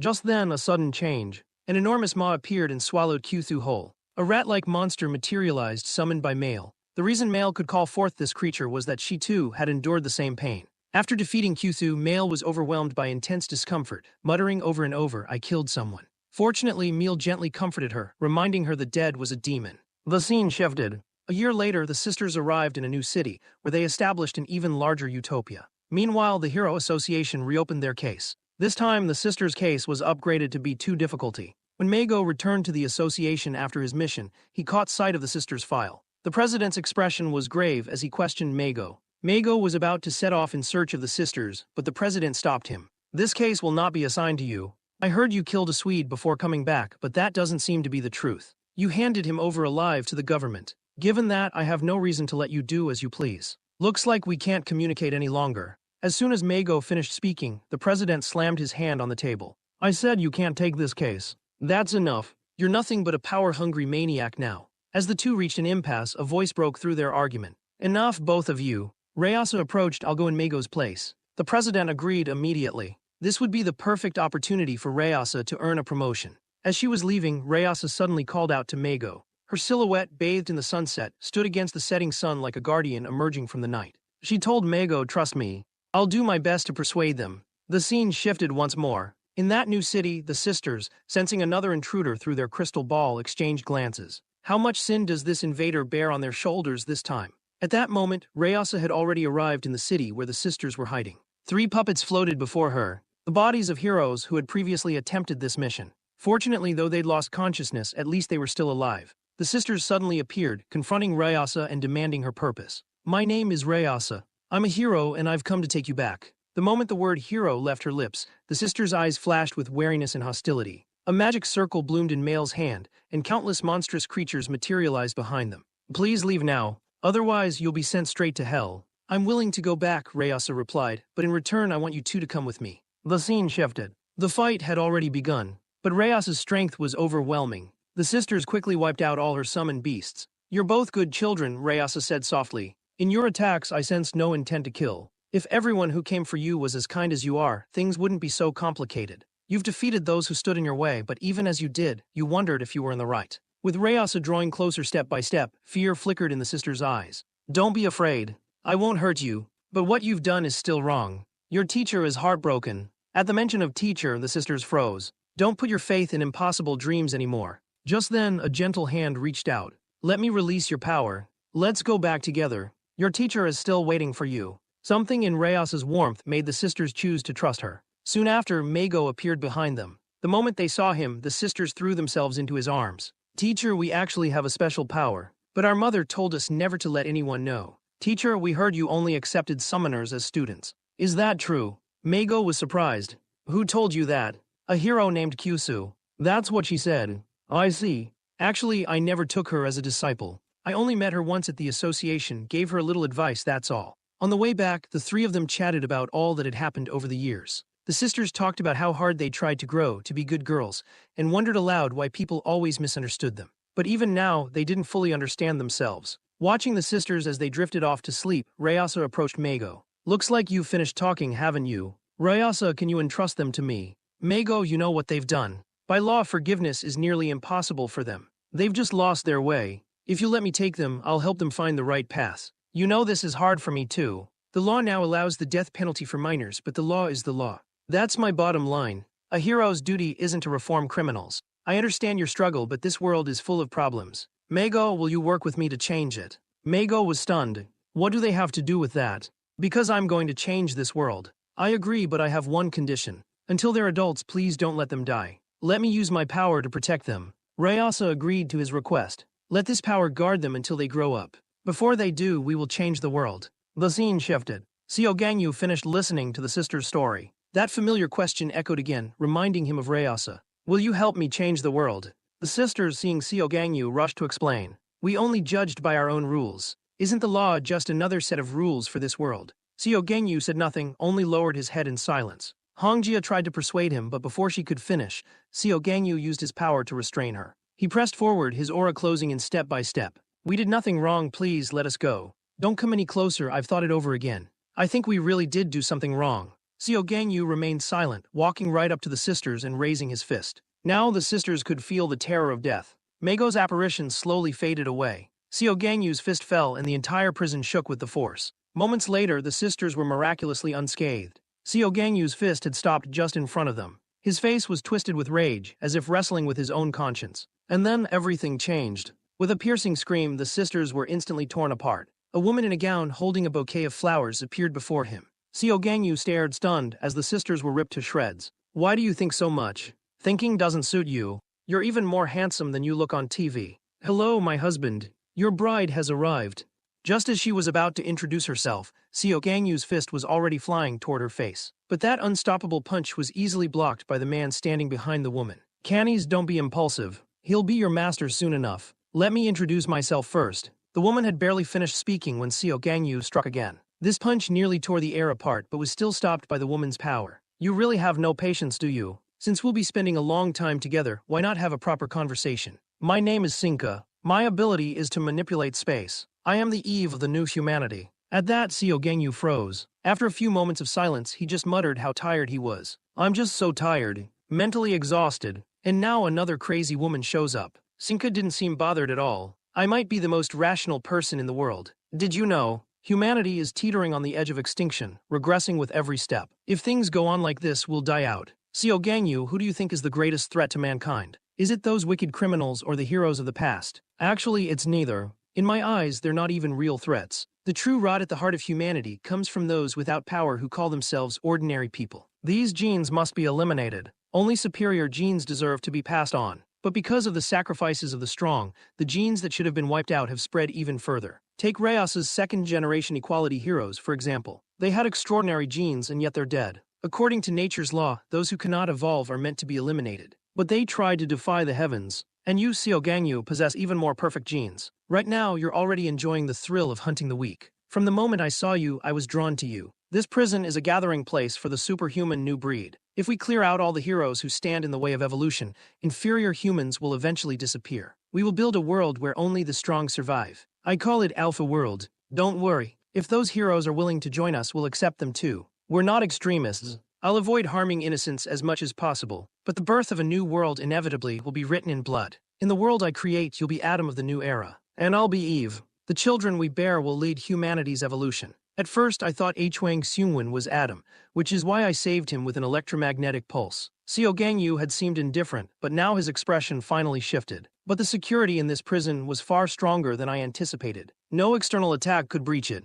That's why, when we got our hands on the prison layout, we decided to use the electromagnetic pulse. After rescuing Hwang Seungwon, I spoke with him. He's still underage, hasn't even reached puberty. You know, abilities only fully awaken in adulthood. But I don't have that much time, so I found a more efficient solution. Until Hwang Seungwon comes of age, I'll stand with you. For the sake of humanity, when he matures, we'll work together. Because I've already found a way to solve your genetic problem. I'll make sure both your superior genes are passed on. What do you think? The two of you can form a family without blood ties. This way, you might even find reconciliation. I trust you know what I mean. Suddenly, a murderous aura surged from Seo Gangyu. You're the mastermind behind that electromagnetic attack, aren't you? No, I was talking about something else. Your brother was a guard. He died in that electromagnetic assault. But we can build another family. I'll make it bigger and bigger. So what do you think of my proposal? As soon as she finished, Seo Gangyu raised his hand. He was like a wild beast unleashed, muttering over and over through clenched teeth. This damned woman, I'm going to tear you apart.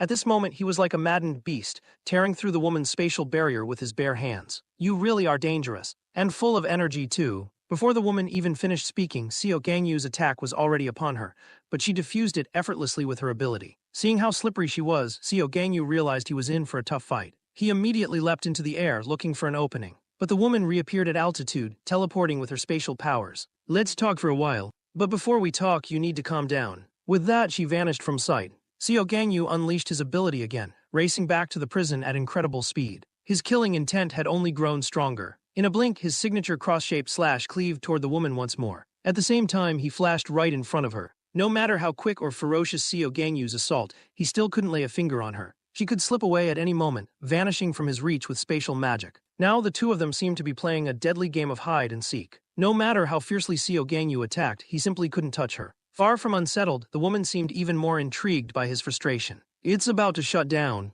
I hope you can catch me before it does. Just then, Xiao Gangyu suddenly activated Mode 1. One hand transforming into a razor-sharp claw. The woman watched him with great interest, asking what modifications he'd made to the B1 base. She was distracted for just a second, and Xiao Gangyu's claw was already at her face. He'd opened a new form, his speed soaring to another level. But even so, he couldn't catch her. Though, you're even faster now, but you still can't touch me. The next instant, Xiao Gangyu used his speed to dart continuously through her spatial domain. When he finally seemed about to catch her, his claw hung frozen in the air. Suddenly, the man behind her moved like a serpent, coiling around Xiao Gangyu. In the next moment, Xiao Gangyu vanished from where he stood. He reappeared, slamming the man to the ground. But the man disappeared the moment he hit the floor, and instantly reappeared unharmed at the woman's side. Neither of them seemed bothered by Xiao Gangyu's efforts. Instead, they teased each other, trading jokes at his expense. Hearing their taunts, Xiao Gangyu's rage flared once again. You've already wasted so many precious genes. Are we really going to fight each other to the death? Xiao Gangyu didn't answer. He simply and silently switched to Mode 5. At last, the woman's smile faded. Her eyes grew resolute.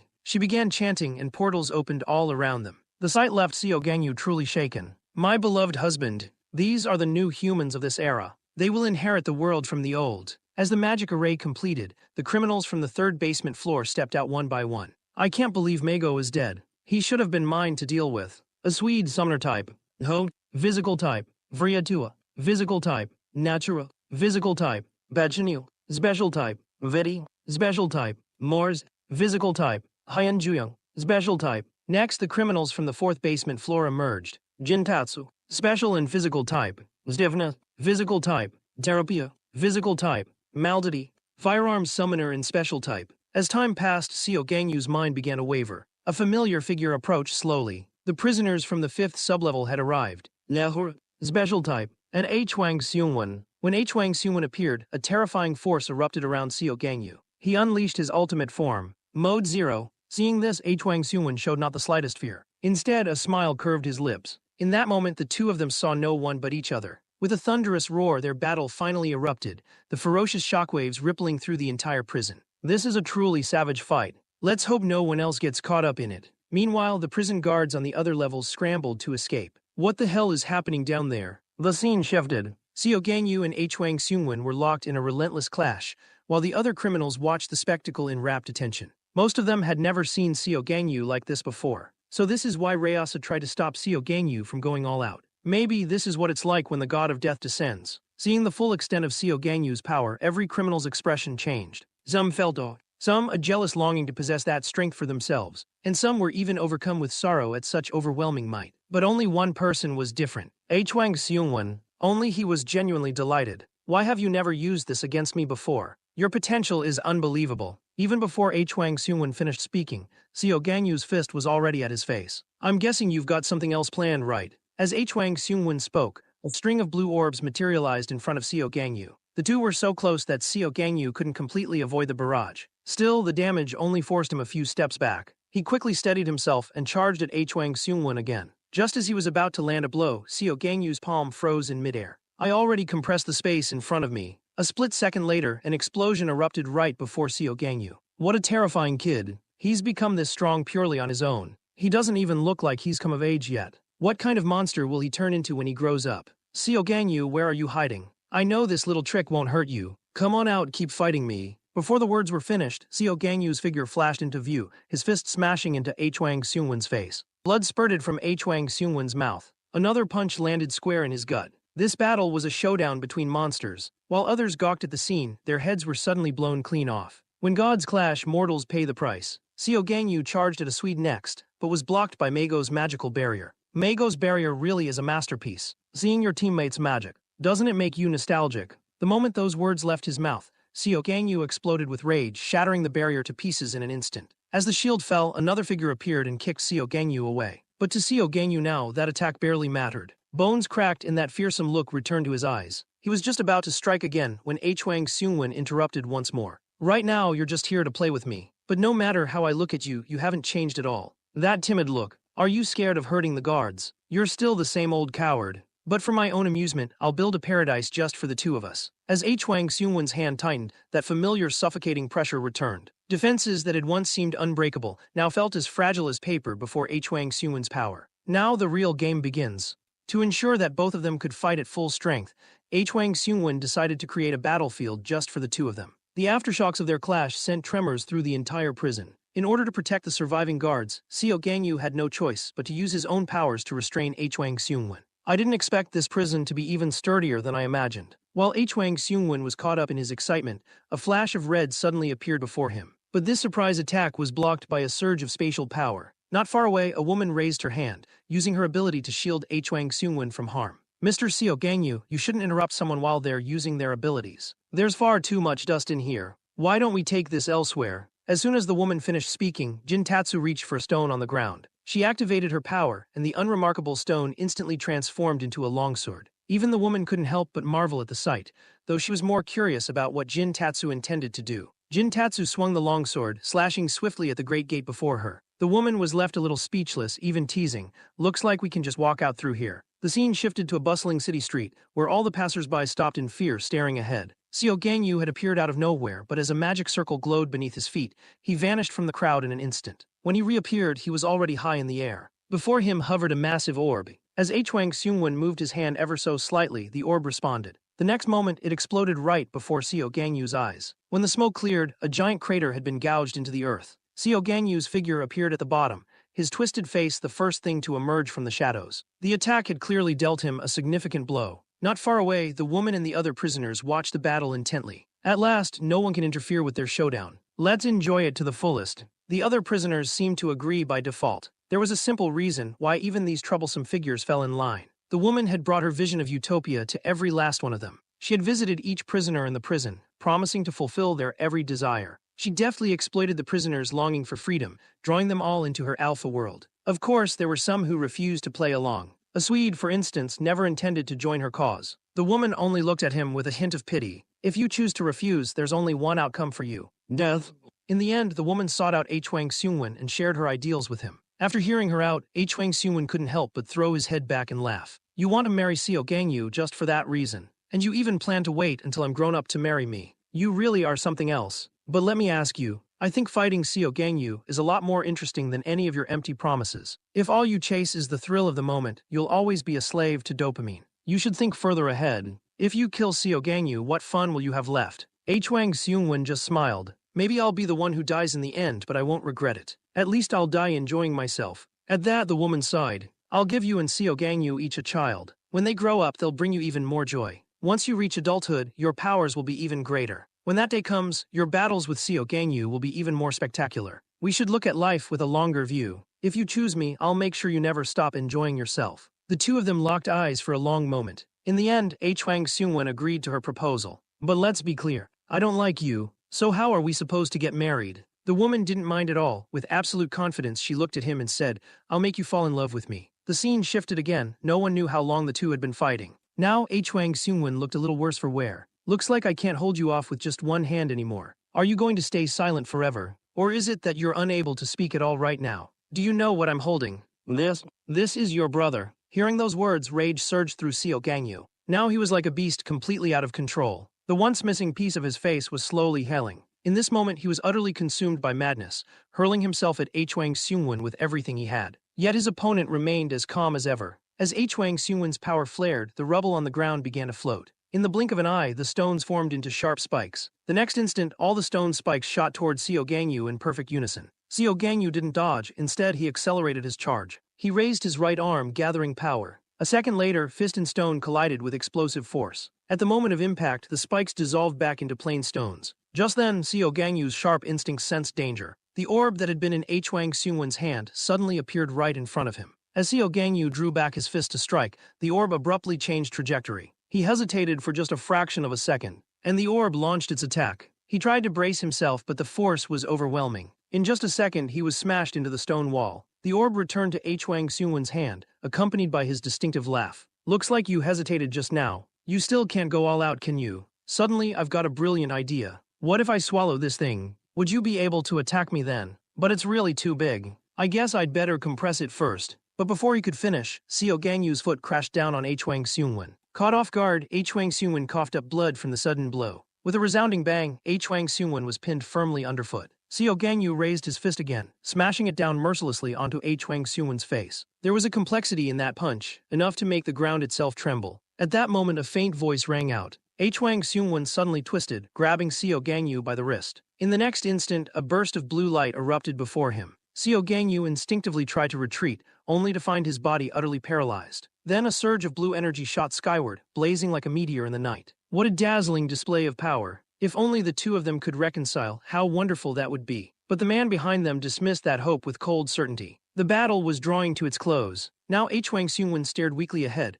while Seo Gangyu, breath-ragged, had already slipped out of mode 0. Though Seo Gangyu was battered and exhausted, his eyes still burned with murderous intent. Suddenly, a fresh wave of energy erupted from him. It was so enormous that even the prisoners far away were swallowed in its shadow. A mass of dark red, web-like matter rose from the ground. Seeing this, Hwang Seungwon let out a bitter laugh. How many more tricks do you have hidden up your sleeve? It seems I really can't beat you. Seo Gangyu, what does it feel like to kill someone? Are you just like me? No matter how easily you end them, it never brings true satisfaction. Fighting me, finally releasing everything you've been holding in. Doesn't it feel good? You must have suffered so much before, always having to suppress your abilities for the sake of others. Shut up. You don't know anything about me. At that, Hwang Seungwon only laughed, then changed the subject. So this is your final move, isn't it? I'm honestly curious. If I really did grow up like he said, could I ever defeat you as you are now? Seo Gangyu shot him down. That will never happen. You'll die here. As soon as he spoke, that domain-like ability was unleashed. The woman watched anxiously, desperate to know what was happening inside. She activated her own power. A spatial rift tore open inside the domain, and what she saw left her stunned. Hwang Seungwon's body had been pierced by countless crimson threads. He seemed to have lost all signs of life. Seeing this, the woman called out Hwang Seungwon's name in desperation, as if trying to bring him back with her voice. In that instant, she raised her hand, and the next moment she appeared by Hwang Seungwon's side. At the same time, Terapure approached and reached his hand directly into Hwang Seungwon's body. I didn't expect this guy to protect his vital points even in this condition. His fighting instincts are far beyond normal. Alright, the operation is done. Now we just wait for him to wake up. Terapure glanced down at his arm, which was now imbued with Seo Gangyu's power. Confronted with that force, he couldn't help but mutter, power like this, it's impossible to feel at ease. Without hesitation, he severed his own arm, and in the next second it grew back good as new. So what should we do with Seo Gangyu now? Why not just kill him? The woman immediately cut them off. Before that, I want to have a proper conversation with him. The scene shifted. Seo Gangyu staggered to his feet, the energy he'd unleashed moments ago having nearly drained him dry. He fixed his gaze on the object before him, then slowly reached out and took it in his hand. Staring at what he held, a look of sorrow crossed Seo Gangyu's face. As if thinking of his brother, he should have been a father by now. As he was lost in grief, the woman suddenly appeared. Seo Gangyu, come with me. It's not too late to turn back. Her words reignited Seo Gangyu's fury. He struggled to summon his power but found his strength fading fast. I don't understand why you're so stubborn. Just then, a bolt of yellow lightning crackled around Seo Gangyu. Looks like your talk fell apart. Let's finish him while he's still down. No objections, right?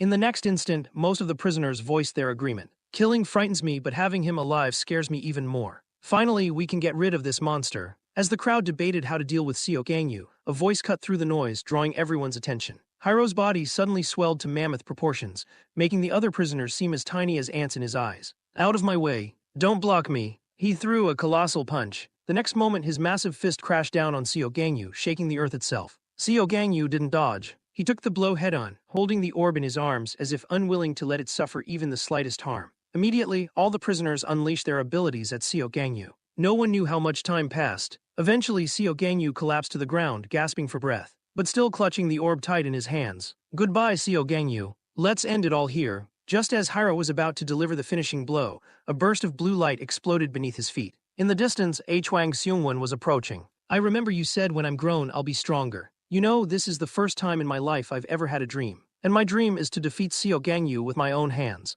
So don't kill him. I'll handle him myself. His words instantly ignited the prisoners' fury. For them, Seo Gangyu was the greatest threat of all. Just then, an irresistible voice resounded. Everyone listen up. Return now immediately. A series of portals materialized before their eyes. The prisoners filed through, obeying the order. As Hwang Seungwon prepared to leave, he looked back at Seo Gangyu one last time. Seo Gangyu, next time we meet, I'll be the one to defeat you. After this battle, 8 third-level prisoners, 5 from the 4th and 3 from the 5th, all escaped thanks to Seo Gangyu's defeat. No one knew when Kingston had appeared above the crater. Looks like something big is about to happen to this world. As Kingston predicted, before long, the world would undergo a sweeping transformation.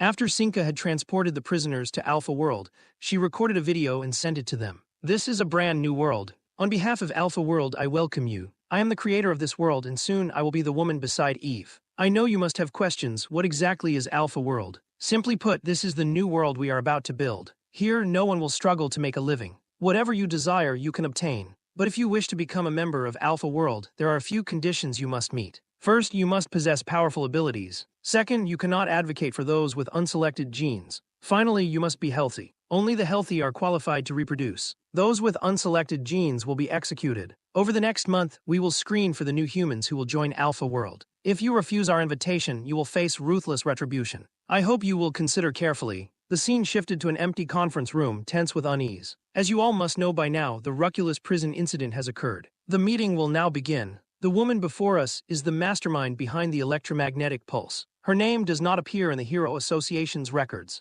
At these words, those present began to murmur among themselves. I can't believe such a major event has happened so soon after the death of the Equality Hero. Just then, a man interrupted the discussions. Before we begin, we need to clarify a few things. Without higher authorization, how could Ruculus prison warden Jo Si-yoon delegate the power of execution to someone else? She's just a warden. What right does she have to let another person decide matters of life and death at will? Have you considered the consequences? An older member immediately countered. Given those emergency circumstances, she made the best possible choice. If I'd been in her place, I would have done the same. No matter how urgent, she should have at least made a brief report. You're wrong. Not even a second could be wasted then. At that moment, only Seo Gangyu could help her. I think even you can agree with that, Elgido. While I do believe giving any individual the power to execute criminals at will is problematic, I can understand the decision. After all, this was an unprecedented situation. Looking at things now, I'm worried civilians will suffer even more. The suffering has already begun. Ever since that broadcast, public order has collapsed. What we need to figure out now is whether this is war or just a prison break. No sooner had he finished than someone slammed their fist on the table. I warned you long ago. These people had to die. Your delays in carrying out executions led to this mess. If this had happened when I was chairman, they would have been put to death already. Unbelievable. You let captured criminals live, and it only causes more problems. Ever since Rayasa became chairman, this world has been going downhill. Immediately, a member of the Harmony Party shot back. When you were chairman, even the heroes under you were mentally unstable. Just look at what Rayasa's done. People who could have been heroes ended up as criminals. You're all lost in your fantasies of an ideal world, blind to reality. At that moment, an authoritative voice cut through the argument. Have you not argued enough? If Rayasa were here, I'd like to hear what she'd say. The room fell silent at once. A moment later, a man got into his car, complaining to his secretary about what had just happened. Ever since Rayasa became chairman, the attitudes of the WSC members have changed completely. The Harmony Party, Fire Department, Defense Ministry, and the head of the Hero Association all advocate peace, while only the World Party and the police support strict punishment. The only neutral party left is the Justice Ministry. Even the president leans toward Rayasa's camp. Right now, the position of Hero Association chairman is vacant. If we install the right person, we can restore balance. That's why I want to choose Seo Gangyu. He may be close to Rayasa, but he's changed now. Meanwhile, in his unconscious state, Seo Gangyu found himself trapped in memories he had long avoided. When he first joined the Equality Organization, he too had asked everyone the same question. When I first joined, I had the same thoughts as you. You'll find your own answers in the Equality Organization. You want me to kill someone with my own hands. Don't be ridiculous. If being a hero means having to kill, I'd rather not be a hero at all. My little sister is a prisoner. She made mistakes, but I believe she deserves a chance at redemption. That's a good question. So let's look at it from another angle. Why must heroes kill criminals? Is it because they no longer have any value alive, or because they've forfeited their right to be human? A hero's duty isn't to kill criminals, but to save them. From this moment on, let's save the world together. Seo Gangyu's heart was in turmoil. Why did everyone leave before giving me an answer? A prison guard's job is to reform criminals. I'm not against the death penalty, but as a guard before they die, I have to make them understand their crimes. The law judges people, and we are the ones who carry out the sentence. That's why we always say a few words before the execution. At that moment, a red rain began to fall in Seo Gangyu's inner world. Hwang Seungwon appeared as well, holding a part of his brother's body. This feeling, isn't it interesting to you too? So much has happened, and everyone is still saying such hopeless things. You should listen to your own heart. In the next instant, Seo Gangyu jolted awake, gasping for breath, as if he hadn't yet escaped his nightmare. Just then, a woman's voice rang out. You're finally awake. Seo Gangyu, are you alright? When Seo Gangyu saw who it was, surprise flashed across his face. I'm sorry. I should have helped you, but because the warden hid the truth, I couldn't get there in time. Seo Gangyu replied calmly, it's fine. Even if you had been there, you couldn't have helped me. I heard about your mission in the prison. Did you really execute those criminals? Seo Gangyu was silent for a moment, anger surging within him. I should have killed them all, but I couldn't do it. Lippus, did you come to persuade me not to kill? If so, you can leave. I'm no longer a hero. Lippus was stunned, quickly trying to explain her true intentions. We need to reorganize the team and choose a new leader for the Equality Organization. For now, I'm acting as the association's chair. After everything that's happened, we need new leadership. So we hope you, as a former member of the organization, will take the position. Didn't you hear me? I said I'm not a hero anymore. Once I recover, I'll do what I think is right. Lippus tried to persuade him again, but was interrupted by an elderly voice. Seo Gangyu was right. The speaker was none other than Yudarati, the former chair of the Hero Association. I came to talk to you about becoming chairman, but it seems there's nothing left to say. I wish you a swift recovery. Lippus, let's just wait and see how things unfold. Lippus was frustrated. Do you really think anyone will choose you? Yudarati only gave a meaningful smile. We'll see about that. Lippus still wanted to persuade Seo Gangyu, but he coldly asked her to leave. A moment later, Yudarati got back into his car. As expected, everyone's trying to build connections. I think in the next few days, more people will come looking for Seo Gangyu. Organizations like theirs have become too dependent on powerful individuals. The WSC will probably discuss Seo Gangyu's executions, and even whether to give him the authority to carry out death sentences. By the current law, what Seo Gangyu did doesn't stand up in court. If that's the case, what will you do? The scene shifted to a WSC meeting. If the law is clear, then we must punish the warden of Ruculus Prison. This was a special situation. Even if my subordinates did the same, I would choose to look the other way. There's no point arguing any further. All you ever do is talk about ideals. Idealism. I've already provided a solution. The Fire Army and the Hero Association will join forces to apprehend the criminals and hand them over to the law. At this, Yudarati spoke up loudly. That's your solution. That's utterly absurd. Bezet intervened, signaling Yudarati to offer his opinion. Yudarati proposed, let's hold a national referendum. Let the people decide whether Seo Gangyu should be granted the power to execute criminals. As expected, Yudarati's proposal sparked a tremendous uproar. He said this way everything will become much clearer, and there will be no need for endless arguments. Everyone here is working for the good of the people. I think you should all be able to accept this approach. However, Einheit disagreed. He believed that letting the masses decide such a question by referendum was extremely risky. Yudarati, seeing this, began to mock him. I understand why you're against it. Because you're afraid you'll lose the vote. The two continued to argue until Bezet stepped in again, urging everyone to respect the outcome of the vote. 2 weeks later, the secretary announced the results. 88% in favor, 12% against. Upon hearing this, Yudarati gave a satisfied smile. The secretary summarized the supporters' views. They believed this incident was a declaration of war. The enemy must be eliminated completely. These opponents are not bound by reason. The law has no effect on them. Besides Seo Gangyu, other heroes should also be given execution authority. The opponents, on the other hand, argued that Seo Gangyu was too emotional, which could cloud his judgment and make it far too dangerous to give him such power. Because once personal judgment supersedes the law, society is always on the verge of collapse. After the secretary finished, Einheit spoke. We should do our best to balance both sides so that everyone can accept the outcome. At this, Yudarati flew into a rage. You still want everyone to be satisfied. How naive. Bezet interrupted once more, bring Seo Gangyu in. I'd like to speak with him privately. The scene shifted to an office. Bezet asked, you should already know the results. So what is your decision? Seo Gangyu replied, I'll respect the outcome and carry it out myself. Bezet nodded. I have 3 questions for you. If the result had gone the other way, what would you have done? Seo Gangyu answered coldly, I would have dealt with everyone and then turned myself in. Bezet thought for a moment, then pressed on. Second question. If Rayasa were still alive, what do you think her decision would be? Seo Gangyu was silent for a moment. That's something you should ask her, not me. One last question, when this is all over, do you still want to be a hero? Seo Gangyu didn't answer immediately. He turned and left the office. Maybe, but who can say? Once everything's settled, I'll give it some real thought. A few days later, the front page of the newspapers announced a new special law. Bezet held a press conference. In light of the Ruculus prison break, Officer Seo Gangyu is hereby authorized to execute all criminals. Once the dust had settled, Yudarati and the others wore satisfied smiles. But no one realized that far away, Sinka and her group were also watching the broadcast closely. I didn't expect them to play it this way. Looks like it's our turn to take the stage. Soon after, strange phenomena began appearing all over the world. A blue ring of light appeared in the sky, with an envelope suspended below it, and green magic circles flickered in the air. Every time a green circle lit up, some corner of the world was struck by a mysterious attack. In the distance, the criminals reveled in the chaos. Moors complained to a Swede, "How can you just attack at random without knowing who's who? What if someone we want to invite gets hurt?" But a Swede replied calmly, "If they can't even survive this trial, they're not worth inviting anyway." At that moment, Sinka's face appeared on screens across the internet and every television in the world. She waved to everyone in a friendly manner. "Hello, everyone. I'm Sinka. From now on, we'll be carrying out our mission. If you haven't received an invitation, there's only one fate for you: to disappear from the face of the earth." At the same time, Seo Gangyu once again donned his familiar battle suit, ready to face whatever came next.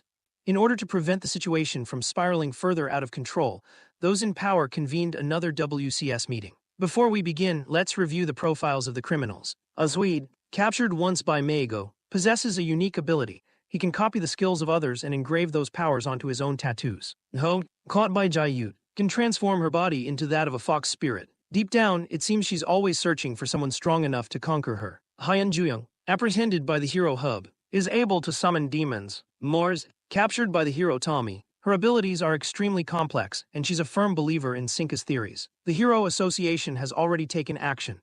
Heroes near Portugal will assist us in dealing with this incident. In this situation, firefighters are to prioritize rescuing civilians, while the military and police must be ready to ensure their safety at all times. Now El Jito wears Seo Gangyu. After watching the broadcast with the warden, he immediately set out for the criminals' hideout. Does anyone here know what their real objective is? The scene shifted. Sinka was issuing orders to the criminals. Our goal is to eliminate those with unselected genes and help those who received invitations. At first, we need to start small, let them have a taste of the benefits, so it'll be easier to recruit the other invitees. For now, I want everyone to focus and bring as many people as possible into Alpha World. If you really can't help yourselves, you can prioritize dealing with those completely lacking genetic traits. Moments later, the group dispersed to carry out their tasks, but Moores suddenly called a few of them back. "I think you've had enough fun. Now it's time to do what Sinka asked." The two reluctantly agreed, but a Swede objected, "Don't interfere with my plan. As long as I keep wrecking the city, the people we want to invite are bound to show up. So you're going to go against Sinka's orders? And if I am, what are you going to do about it?"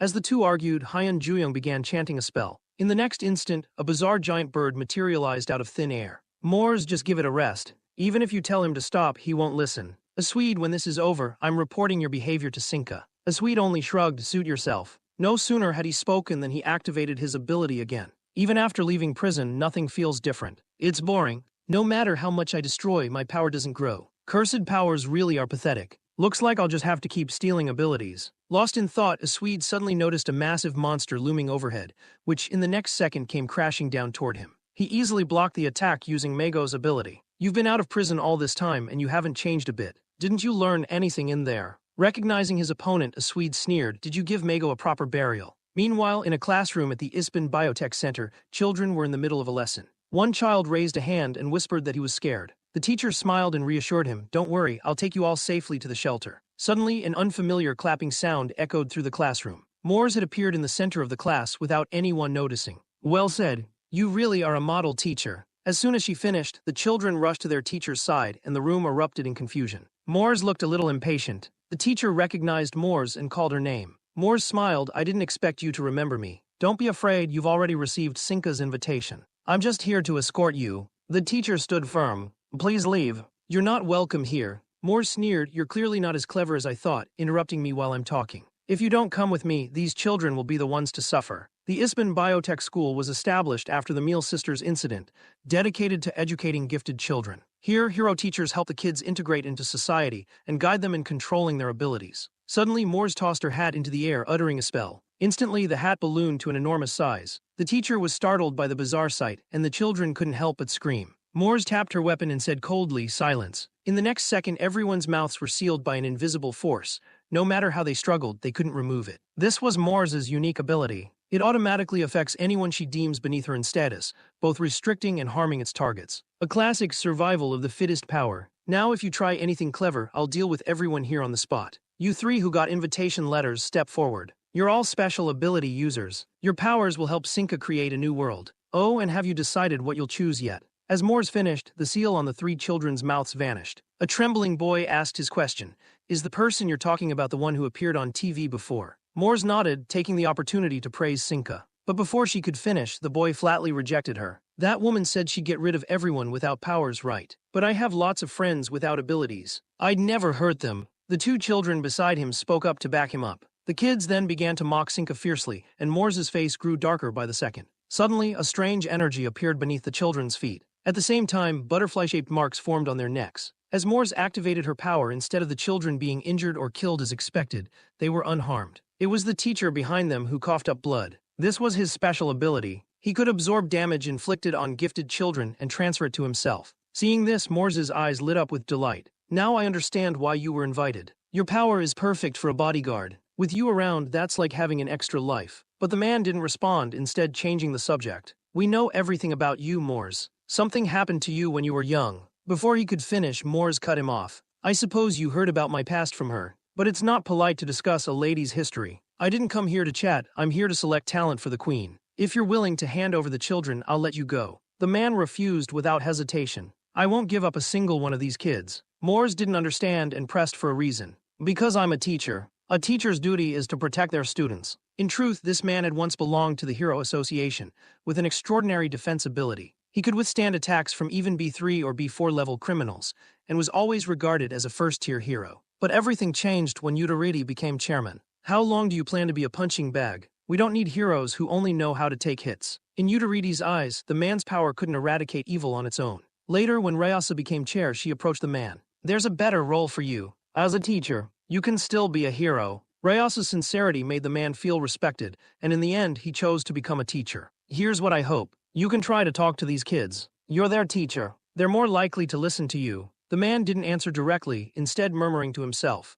Moors, the world is changing. Powers appeared and war soon followed. Society has already collapsed. Countless people have sacrificed their lives for stability. If that madwoman's delusions really come to pass, our world will fall into chaos again. Moors was enraged by his words and told him to shut up. Chaos or collapse, it's none of my concern. The man calmly responded, if society really collapses, there will only be more and more children suffering like you did. Moors's brow furrowed at this. You bastard, just how much do you know about me? As I said, I know everything. Enough. Shut your mouth. As soon as Moors gave the order, iron nails began to rain from the sky, shooting wildly toward everyone. You keep spouting nonsense, thinking you know it all. Now I'm in a bad mood, so you're all going to die here. At that instant, a massive foot came crashing down on Moors's head, pinning her firmly to the ground. B3 level criminal Moors, bring out that madwoman. Madwoman? You don't mean the queen, do you? That's right. I mean her. And you as well. Moors exploded in a fury, cursing and raging with anger. At that moment, an enormous magic circle appeared beneath Seo Gangyu's feet. In the next second, chains rained down from above, binding Seo Gangyu's limbs and neck tightly. Yet Seo Gangyu remained calm and indifferent, completely unfazed.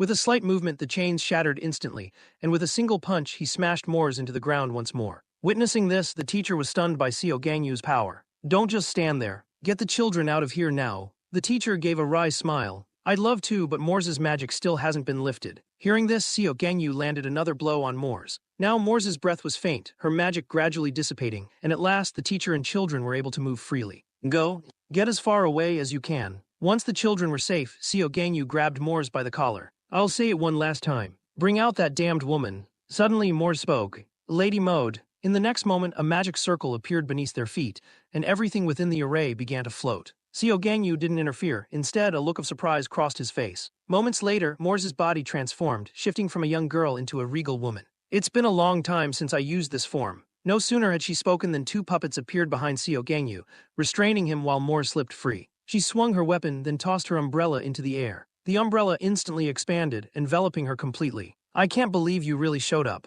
Just my luck. But to Seo Gangyu, Moors's powers were nothing more than a sideshow. When Moors switched to Lady Mode, anyone who saw through her identity could acquire her special ability. Yet in Seo Gangyu's eyes, Moors was just a puppet. A tiger doesn't concern itself with a fly. Everything she did was simply to buy time, hoping her companions would finish their missions and return safely to Sinka. But by now, Seo Gangyu's patience had run out. Looks like you never intended to bring her here. I don't know what you're talking about. If I were you, chosen by the queen, I'd be so moved I'd cry. I can't believe you'd walk away from such a chance. Seo Gangyu gave no reply, instead preparing to activate his own mode for the coming fight. Seeing this, Moors could only stall further. I know where the queen is. Cut the nonsense. I don't care about useless information. If you take your corpse to the psychic tester, you'll get your answer. Even if you make it there, you'll have to fight everyone. This time, the queen might not let you off so easily. By now, Seo Gangyu's patience was at its limit. As he closed in on Moors, he gathered his power. Just as he was about to break through Moors's defenses and finish her off, a sudden flash of light interrupted him. Cinco emerged from a rift in space-time, blocking Seo Gangyu's attack. I didn't expect you to be so eager to see me. Have you changed your mind? Moores was about to warn Sinka of the danger, when in the next instant, Seo Gangyu unleashed his full power, activating Mode 0. Opening with your full strength the moment we meet. Looks like you really haven't changed your mind. Cut the crap. I'm going to give it everything I've got to take you down. Yet Sinka only smiled, her gaze crazed and adoring. Why is it that no matter what you say about me, I don't feel sad at all? Could this be love? Seo Gangyu didn't answer, he simply walked silently toward the two of them. Sinka, unfazed, told Moores to leave and deal with those who had refused the invitation. Moores, almost as if compelled, agreed without resistance. As the two spoke, Seo Gangyu suddenly broke through the barrier and appeared, but Moores managed to teleport away just in time. She reappeared in the room where the children were, but she was in bad shape. Seo Gangyu's attack had grazed her even as she escaped. The teacher saw this and immediately evacuated the children. The scene shifted. Sinka looked up and was stunned by what she saw. The space around her was now completely enveloped by Seo Gangyu's power. Are you insane? We've only just started fighting, and you're already using something this powerful against me. Seo Gangyu's reply was cold. This is where it ends for you. I suppose only in Mode 0 could you muster this kind of power. In your current state, aren't you pushing yourself too hard? Before she could finish, Seo Gangyu suddenly launched his attack. A torrent of lightning exploded before him. But then he sensed something was wrong. Several teleportation circles appeared around him, and he was struck by his own lightning. So it's just as I thought. Your power doesn't work on yourself. Come out, cannies. God. At his words, two bodyguards appeared at Sinka's side. But when they saw the level of power Seo Gangyu was displaying, they were frozen in place. Should we have even revealed ourselves? This power is beyond anything I can comprehend. He's playing his trump card right from the start. We'd better discuss how to deal with him. Sinka considered using a teleportation circle to escape, but to her shock, she found her ability had failed. Don't waste your energy. You can't escape.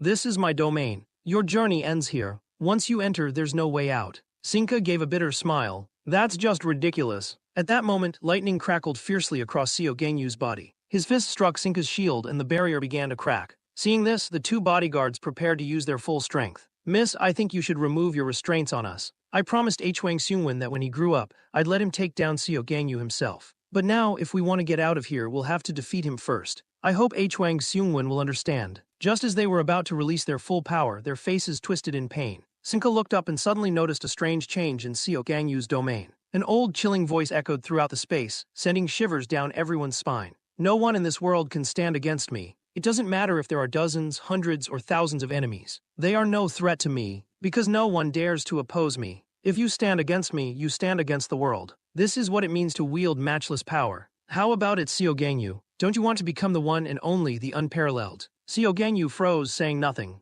You're strong, but you're far from invincible. But I can help you get there. What the hell are you babbling about, old man? Where did you even come from? Before she could finish, the old man's fist was already at her chin but stopped just short of making contact. When a man's speaking, little girls shouldn't interrupt. Sinka was about to retort, only to realize blood was streaming from her nose, her anger boiling over. You old bastard. I'll kill you. The old man just sneered, guess you really are mad now. Unable to endure it any longer, Sinka launched a direct counterattack. She unleashed her power, and clusters of blue orbs materialized around her. In the next instant, the orbs all hurled themselves violently at the old man. You're just some decrepit old geezer. Stop putting on airs in front of me. But just then, the old man suddenly appeared behind Sinka. You're impressive, your ability is strong. At your level, you might not even lose to that white-haired kid. But both you and that brat share the same fatal weakness. As soon as the words left his mouth, the old man threw a punch, the force of it like a mountain, sending Sinka flying. In midair, Sinka coughed up blood again and again, left battered and humiliated. You really are formidable, but you rely too much on your powers, and never bothered to train your bodies. Let me show you what true strength really is. At that moment, teleportation circles began to form around the old man. Just then, Gato suddenly appeared, launching a sneak attack. The old man blocked it disdainfully with his hand, but Gato suddenly unleashed a burst of power, sending the old man flying with a powerful kick. Interesting. Your subordinates have trained well, but they're still lacking something. Off to the side, Seo Gangyu watched the fight in silence. The old man's sudden arrival had caught him off guard, but after observing for a while, he quickly made up his mind. He decided to join forces with the old man against Sinka. The scene shifted. Bezet stared at his secretary in disbelief. Did Kingston really show up? Yes, we've already contacted Seo Gangyu and he confirmed it. Kingston has always acted in secrecy. Looks like he set his sights on a new target this time. If his target is Seo Gangyu, could he be in danger? After a round of debate, everyone agreed that Kingston would not harm Seo Gangyu. But there may be someone else here with a different agenda. With that, his gaze drifted over to Yutareti. Meanwhile, Moores finally voiced the question that had been bothering her. Why do the kids' textbooks have files on me, including the part of my past I least want to talk about? It's not just you. We have detailed records on every inmate from Ruculus prison. It's simply to help us understand you better. A long time ago, when Reyes and Mago first finished building the school, a guard came to us. He had only one request: make criminology a required course. That's why we know you all so well. Moores just sneered. How ridiculous. Since you know my past, what do you think? The teacher was about to answer when another voice cut in.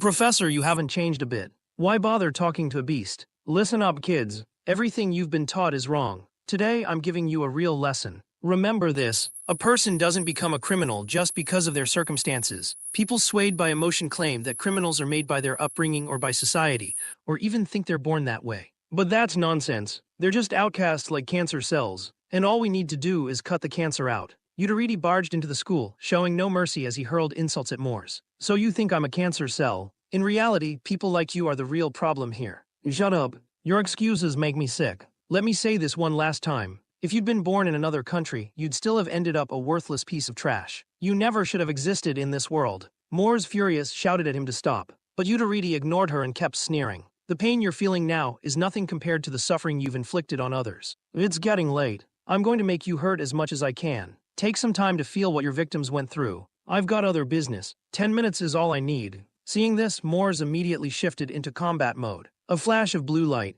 and Udariti's figure vanished. In the next instant, his fist smashed into Moore's abdomen. The force of the blow made Moores cough up blood. She quickly tried to recover and unleash her powers, but it was useless. Udariti struck again at a speed too fast for the eye to follow. At the same time, he activated his acceleration ability. Blue light flickered. His speed was unbelievable. In an instant, Moore's body was covered in bruises from his fists. Then Udariti grabbed Moore's head between his hands and drove his knee into her face, again and again. Her teeth were nearly shattered. Can you feel pain now? Not enough. Not nearly enough. Before he even finished, Udariti landed another vicious kick.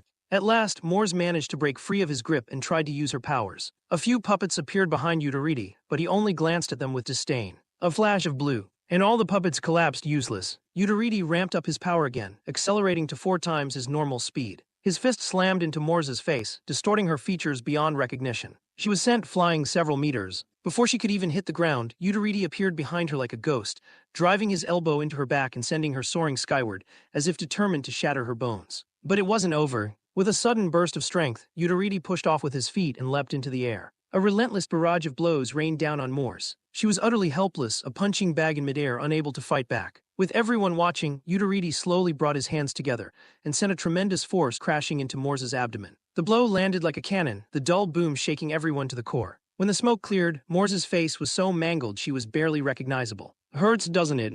But this is only what you deserve. It's not enough. The pain you and your kind have brought to victims and their families goes even deeper than this. 3 minutes left. At that moment, Moores finally guessed Udariti's ability. You can accelerate time. That's right, just as you thought. I can manipulate time for myself and for anything or anyone I touch, which means I can slow down your time whenever I want and then torture you slowly, letting you die in endless agony. After that, Udariti began torturing Moores with his ability. To outsiders, only 30 seconds had passed, but to Moores, the agony felt like a century. Now Moores was utterly unrecognizable from the torment. What a pity. If I had more time, I'd make your suffering last even longer. Just then, Moores suddenly burst out laughing. Udariti, hearing her laughter, looked puzzled. What are you laughing at? So scared of dying you've lost your mind. I am afraid of death, but that's not why I'm laughing. I just never thought I'd fulfill my mission this way. What are you talking about? As long as I die, everyone affected by my power will go to hell with me. At these words, everyone present felt a chill run through them. Udariti glanced back over his shoulder, deep in thought. The scene shifted. Kingston squared off, ready to face both Gatto and Canis. The two charged at Kingston together, but he easily blocked their attacks with his bare hands. His counterattacks were swift and direct,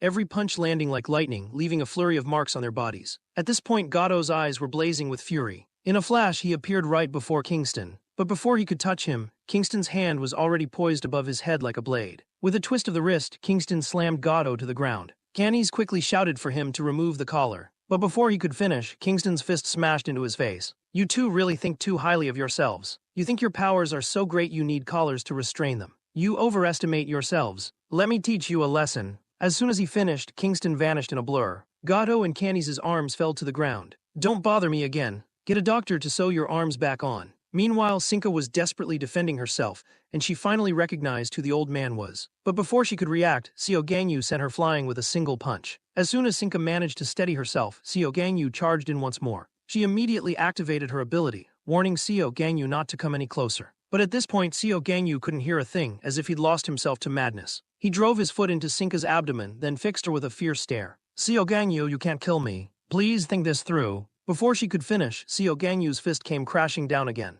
Now Seo Gangyu seemed to be venting all his emotions, every blow more violent than the last. As he prepared for the killing strike, Kingston stepped in to block him. That's enough. Even if you killed her now, it wouldn't be by your own strength. To become truly invincible, you can't rely on anyone else. Elsewhere in the school, you have a sacrificial ability, don't you? That's right. If I die, my power will transfer instantly. So what are you going to do about it? Yudaridi's expression darkened. Listen up, everyone. I'll offer you a moment of silence in advance. With those words, Yudaridi drove his hand straight through Moore's heart. Moors was completely caught off guard by the blow. If she survives, we'll heal her and have her lift her power, so you all can live. But if she escapes again, tens of thousands will die because of it. So now, killing her here, sacrificing you all, is the only rational choice. When treating cancer, some healthy cells are bound to be lost. For the greater good, sacrifice is inevitable. So thank you for your sacrifice. Just like that, Yudaridi ended Moore's life. At the same time, a final surge of energy began to radiate from Moore's body. This energy is nothing to take lightly. Luckily, it only activates after her death. It's time for me to leave.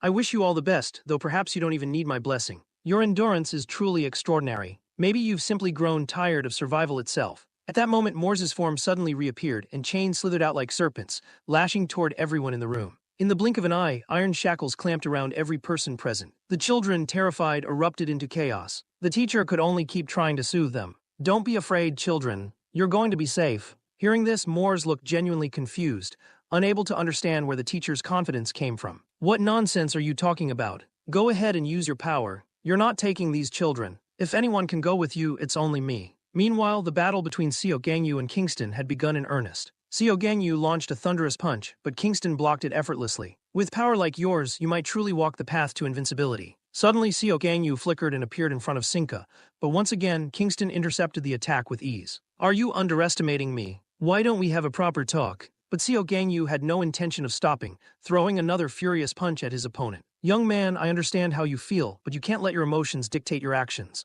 Kingston swung a fist. Seo Gangyu barely managed to dodge, tipping his head back just in time. In that instant, his eyes froze. His proud domain had been shattered by Kingston with almost no effort. Even Sinka was stunned by the sight. Little girl, now's your best chance to run. She looked stung by the remark, as if her pride had been wounded, but for the sake of survival, she begrudgingly fled the scene with her two bodyguards in tow. Seo Gangyu didn't try to stop her, he just stared after her departing figure. Now it's just the two of us. Let's have a real conversation. But Seo Gangyu seemed possessed, charging at Kingston like a madman. Facing Seo Gangyu's wild assault, Kingston simply smiled as though he saw through everything and calmly raised his guard. The scene shifted to a strange, isolated space. You might not understand why I was so sure of what I said. It's because the only thing I'm good at is defense. At first, I didn't even like my power, but after talking with Rayasa, I realized my ability is essential for society. I'll do everything I can to shield these children from harm. Why do you do it? Just for them. At this, the teacher smiled. Didn't I tell you before? I'm a teacher. My duty is to protect the children.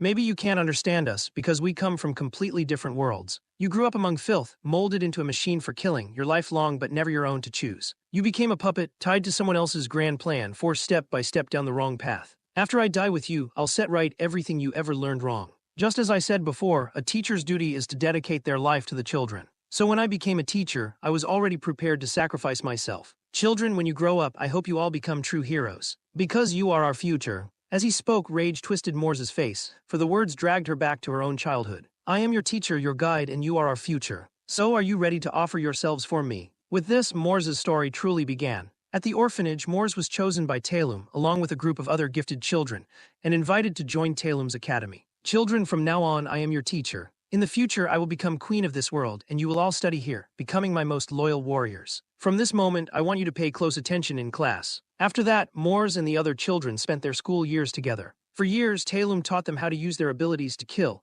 constantly molding their minds and brainwashing them. Of all the children, Moores grew the fastest and earned Taelum's special favor. She became class monitor and also Taelum's weapon, tasked with punishing any classmates who broke the rules. One time, as Moores was about to rest, Taelum called out to her. Wait, Moores, how does it feel being class monitor? Teacher, I'm not sure, but every time I punish those unqualified classmates, I feel sick inside. Moores, do you like insects? No, I hate bugs. When humans see lower forms of life, it's instinct to feel disgust. That's normal. But over time, if your classmates gradually become more human, you'll slowly get used to that feeling. So keep working hard, Moors. I believe I made the right choice making you class monitor. The scene shifted. Years passed. You've all been at this school a long time. A year from today, you'll come of age. That will also be the moment I seize control of the world. After that, all the children strove desperately to complete every assignment Talum gave them, no matter how difficult, always giving their best. But then an unexpected accident shattered everything. No one knew how long it passed. Someone who had always been by Talum's side was suddenly gravely injured. Why didn't you just kill him outright? Were you so tired last night?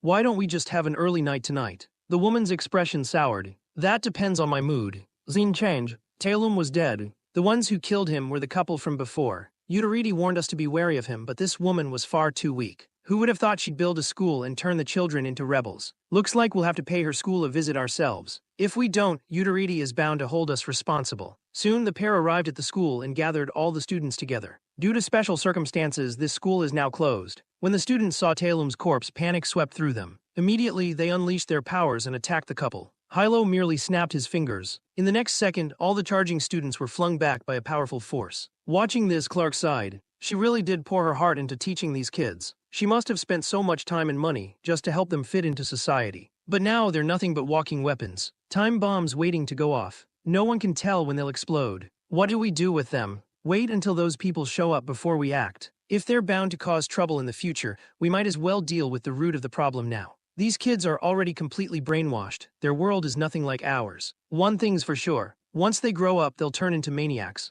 Better to nip the threat in the bud while we still can. Moments later, blood spattered across the room. Watching Clark approach step by step, Moores was paralyzed with fear. Why are you killing us? We're just kids here to take classes. You are students, yes, but you're far too dangerous. You were abandoned by your parents at the orphanage, then deceived by wicked people. All you've learned in your life is how to kill, which is why I have to kill you. I'm sorry. It's harsh, but it's the truth. You were never meant to exist in this world. I hope in your next life you'll have kind parents. Just as Clark was about to finish Moores off, a jarring noise rang out. Hilo appeared face flushed, sighing with a strange, bashful pleasure and hurried over to Clark's side, saying he couldn't wait any longer. Clark still wanted to deal with Moores first, but Hilo refused. We should let her live. In this bloody room there's a dying child. Doesn't a scene like this excite you? Clark paused for a moment, startled. You really are an impatient little bitch. As soon as the words left his mouth, the two of them fell into a frenzied kiss. Meanwhile, Moores scrambled desperately for safety. She didn't know how long she crawled, but finally she managed to escape the two. She was now utterly alone with nowhere to go. For a long time, Moores wandered aimlessly without purpose. One day, someone called out to her in a city. You're one of Talum's students, right?